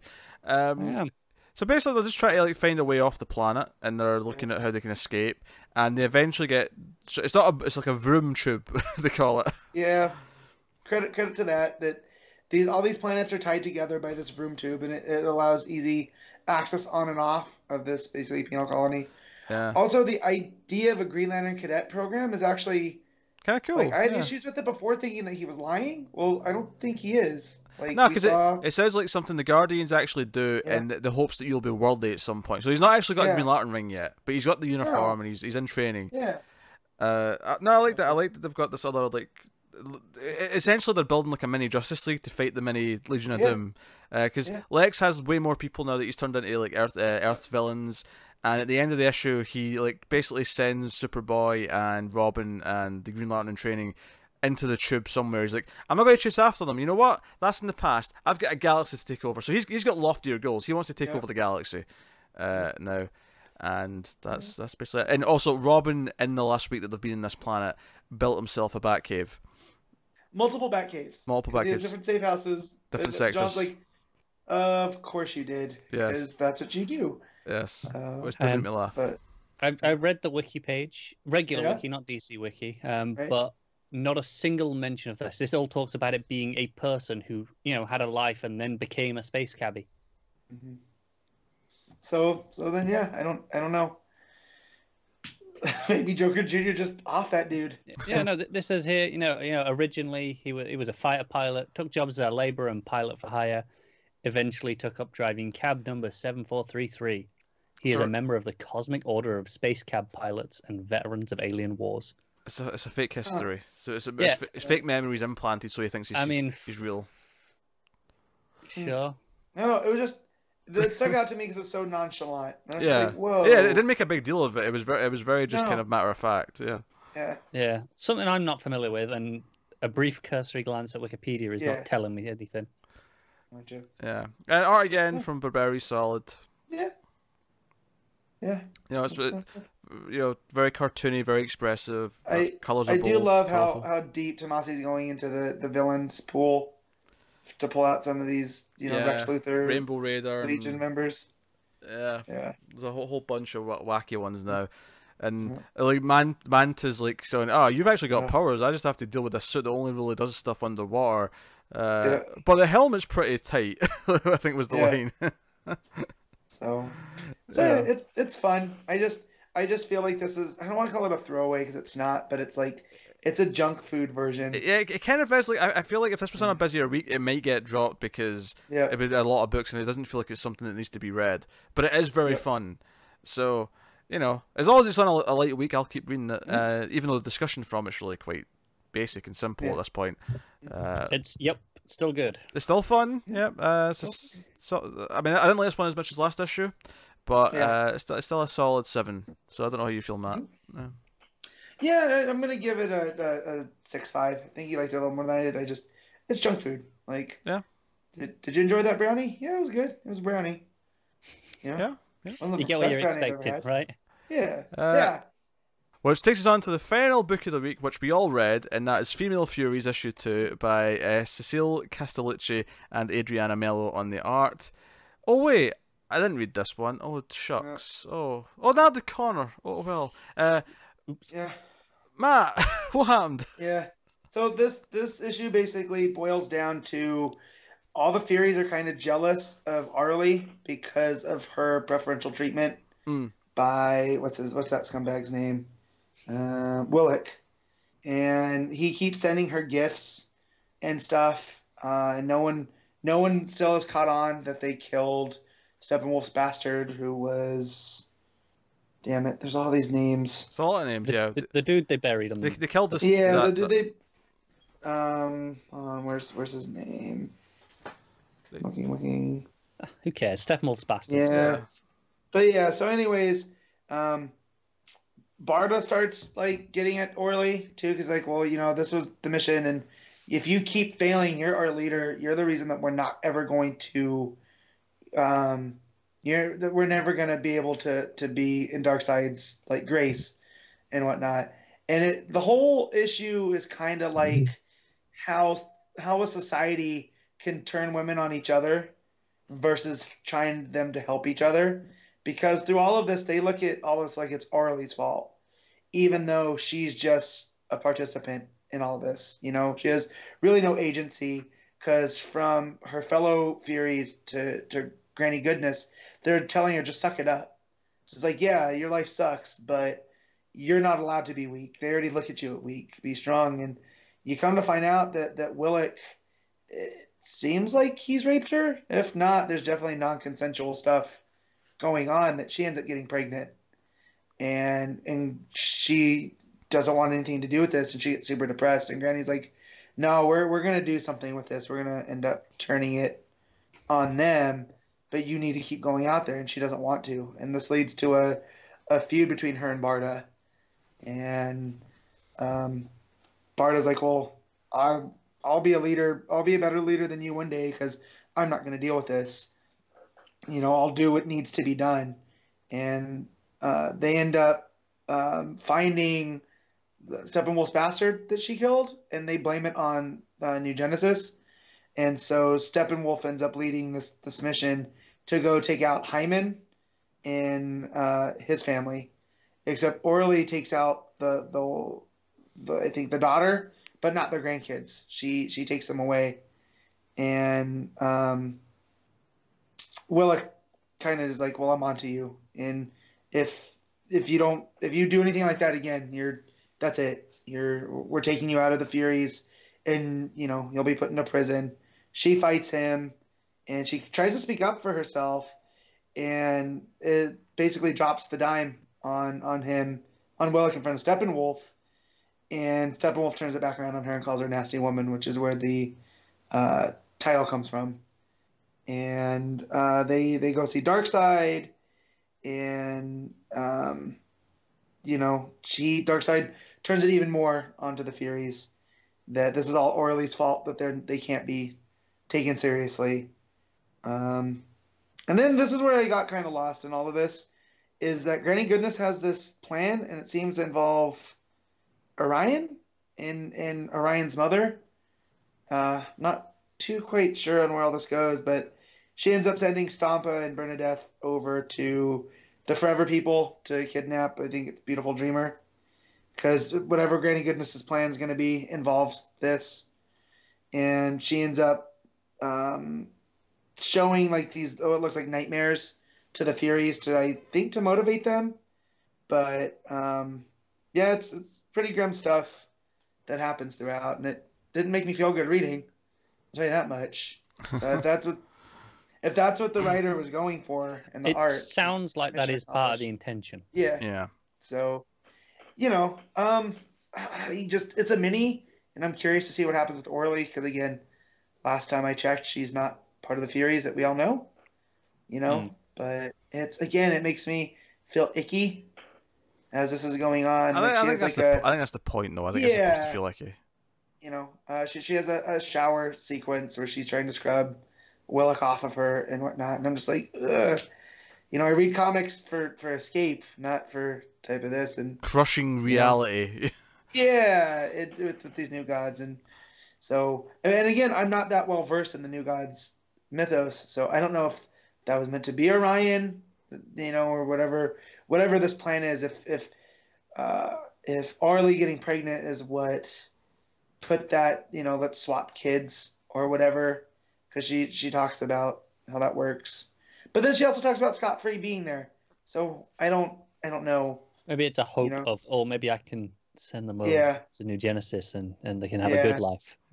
Yeah, because it seems like Granny's playing a part, because we got her history there and how she didn't want to be in this spot still, and so it's fine. Like it's not a bad issue, but it made me feel icky, and I'm not quite sure part of that story. So if you read it out there and have a better understanding, hit me up on Twitter and help me figure this out. So, but yeah, art's great, except again, it's New God stuff. It's very Kirby influence, so they do good. It's not as zany as some of the other stuff. Yeah, Matt Harriet has some moments where Melo's very good. She was good on Plastic Man. She was good in the first issue of this. Yeah. So it's great at balancing those icky moments with the kind of zaniness, like where Mad Harriet gets these new claws, because Orly doesn't want the presents from Willick, so she tells the Furies, "Well, you can have them." And one of them are Mad Harriet's claws. That one looks like Barda's club that she uses, or a version of it. So that's cool. Yeah. Not as good as the last issue, but yeah, I mean, we'll see where it goes. Are you reading issue 3? I might. I'll let you guys know, but if I do, it probably won't be till we go to record, because I'm not falling for that trick anymore. But if I'm gonna rate it, I'll give it a 7.5, because again, it's not bad.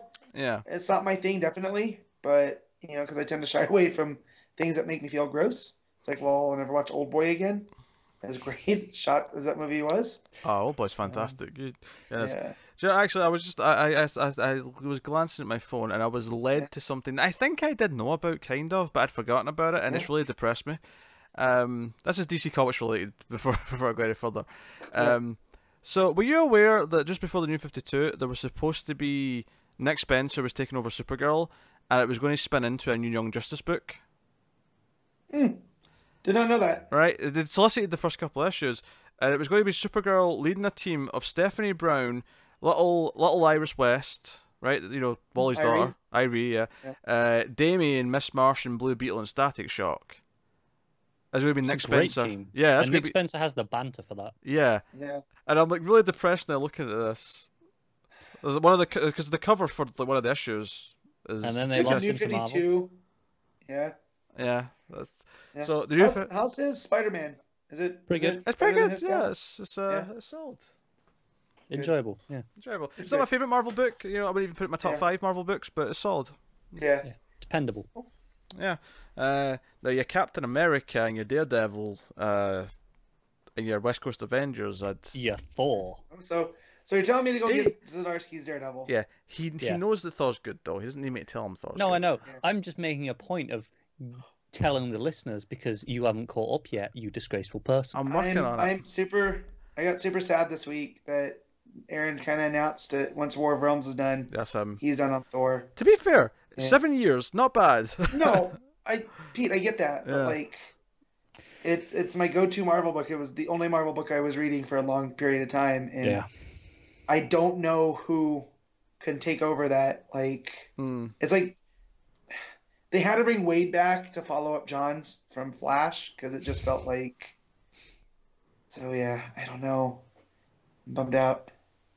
Yeah, but hey ho. All good things and all that must come to an end.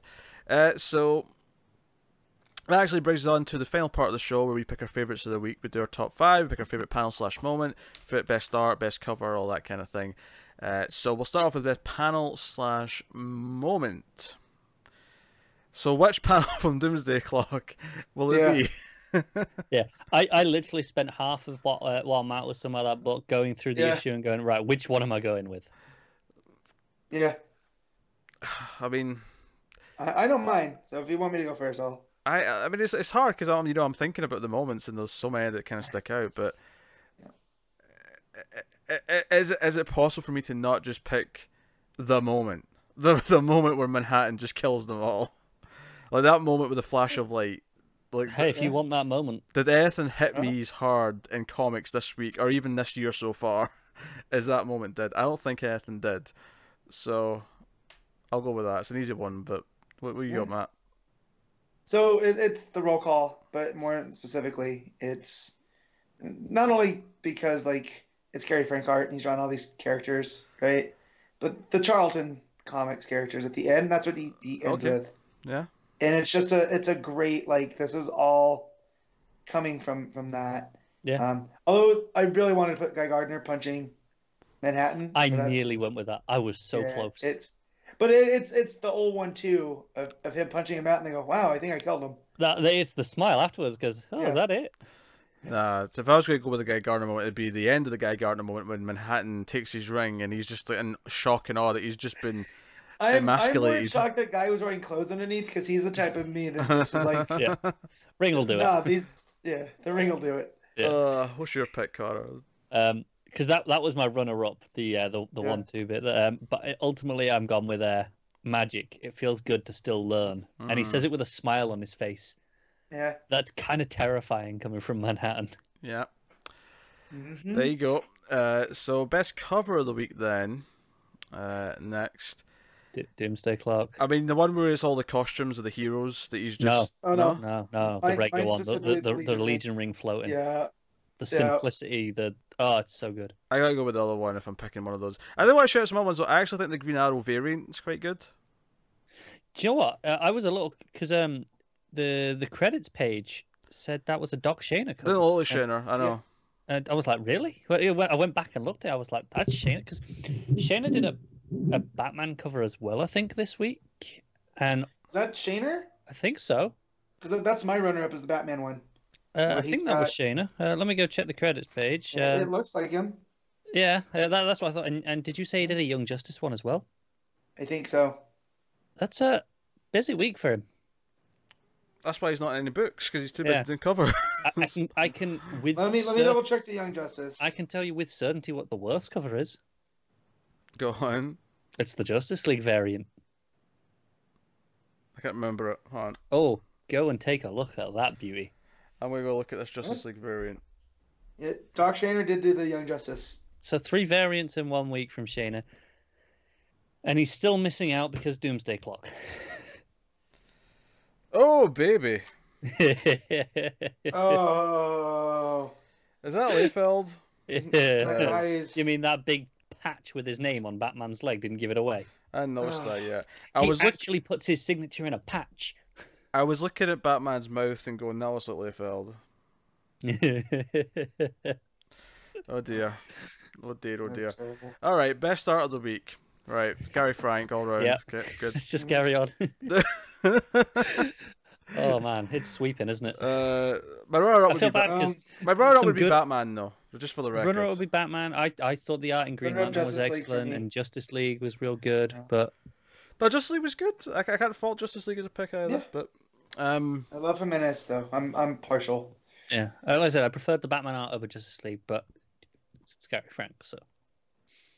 All right, top 5 books of the week then, which basically means just Doomsday Clock and then the order of the rest you read for the most part. Matt, what's yours? So of course it's Doomsday Clock, Young Justice, Justice League, I guess then Batman, and I have to put Female Furies. There you go. So just I give Superman or Super Sons a 6.5. And Green Arrow got my lowest, so. Yep, Connor? My number 2 is Justice League. 3 is Green Lantern. 4, I guess, is Batman, and 5 Green Arrow. I don't know. Number 1 for me is Doomsday Clock. Number 2 is Justice League. Number 3 is Young Justice. Number 4 is... probably Batman. Then number 5 is Super Sons. There you go. Top 5. I did ask on the Twitters every week at DC Comics Podcast on the Twitters. Only give us ones that aren't Doomsday Clock. Good luck with that. Well, in that case, we could skip this segment and move on move on to the next thing. So yeah, it was mostly Doomsday Clock. I'll look for some different opinions here, but. So at the Jordan Cox, I'm going to have to say Doomsday Clock. I simply love the confrontation between DCEU and Dr. Manhattan, and throughout the book it made me feel how high the stakes were. I would agree with that. The stakes were very high. The scene where Manhattan absorbs all of their magic and projected it out was both beautiful and gorgeous. Beautiful and gorgeous. I mean... I thought it was a little bit redundant. Yeah, but sure. I thought I was going to say beautiful and terrifying. That's what I thought the sentence was going to say, because that's what made sense in my head to say both. But beautiful and gorgeous makes it sound like, oh yeah, beautiful and gorgeous. Yeah, of course. At Bizarro Luther, definitely the one with the blue naked guy. I just thought that one was funny. Yeah, so... hanging in the wind. At Corey YNWA, any other week Green Lantern wins it, was so damn good. However, this week I read a comic that may be the best single issue of a comic that I remember in a long time. Doomsday Clock issue 9. It was so damn fun and close to perfect. I feel bad for everything else that came out this week, because I gave Justice League a 9, I gave Green Lantern an 8.5, and they don't even matter this week. Here's one. At Speed Exorcist 7, Justice League reminds me of old school Justice League. Scott Snyder has made the preeminent team book. Love it. I assume that Sweet Exorcist isn't reading Doomsday Clock for some reason, no, so they're go fix not that. up to date. Because I made a tweet on Wednesday that Doomsday Clock filled me with existential dread, and he's like, "Oh, I better get caught up." Yeah. Get on that, dude. Yeah, and then there were several other people who also were spoiled with Doomsday Clock in some variation. And, you know... Don't even know why you bothered asking this week. I know. I mean, talking Superman, I guess. I mean, just because he has to get mentioned, I suppose. Some really strong books this week, but how could it be anything but Doomsday Clock? That sums it up. So, It does. There you go. Yeah.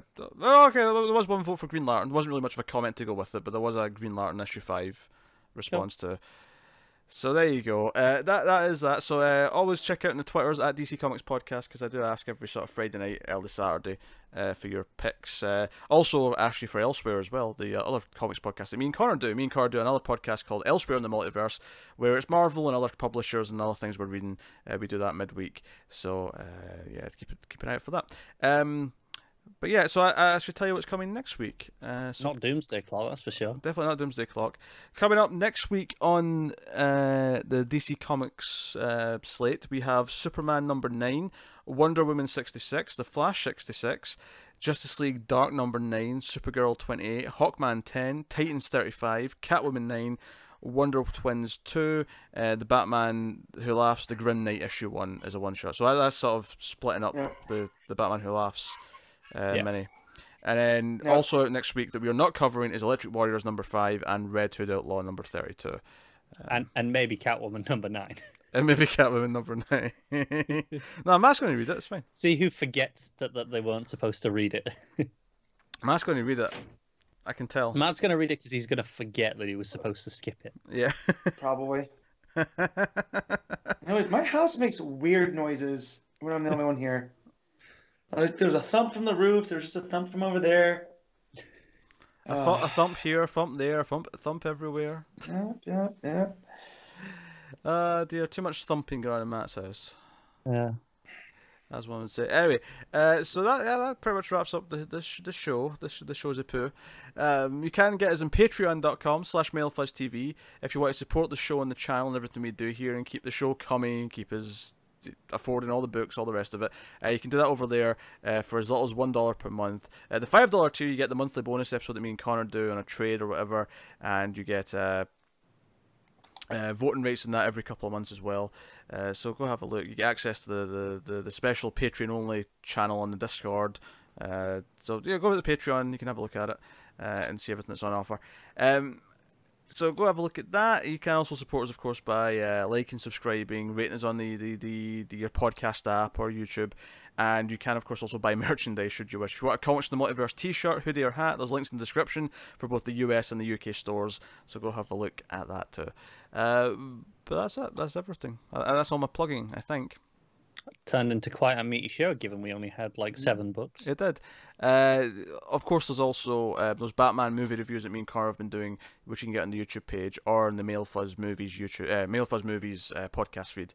So, and I assume that there will be a Captain Marvel review coming in the next couple of days. They are me, Matt, and also other fuzzer Timothy Vargulish, the Professor, the Boy, the Goat Man. He goes by many names. He does. I mostly call him Crazy. Yes. But he knows that. Yes. So that'll be coming up late Sunday, early Monday. Will be our Captain Marvel review. So there you go. That's a lot of stuff plugged. But that is us. So by all means, let us know what you think of this week's books in the comments below. Like and subscribe, all that stuff. Get us on the Twitters at DC Comics Podcast, like I said. But otherwise, that is us. So thank you once again for watching and listening. Keep reading DC Comics, and always remember to never get lost in the Speed Force.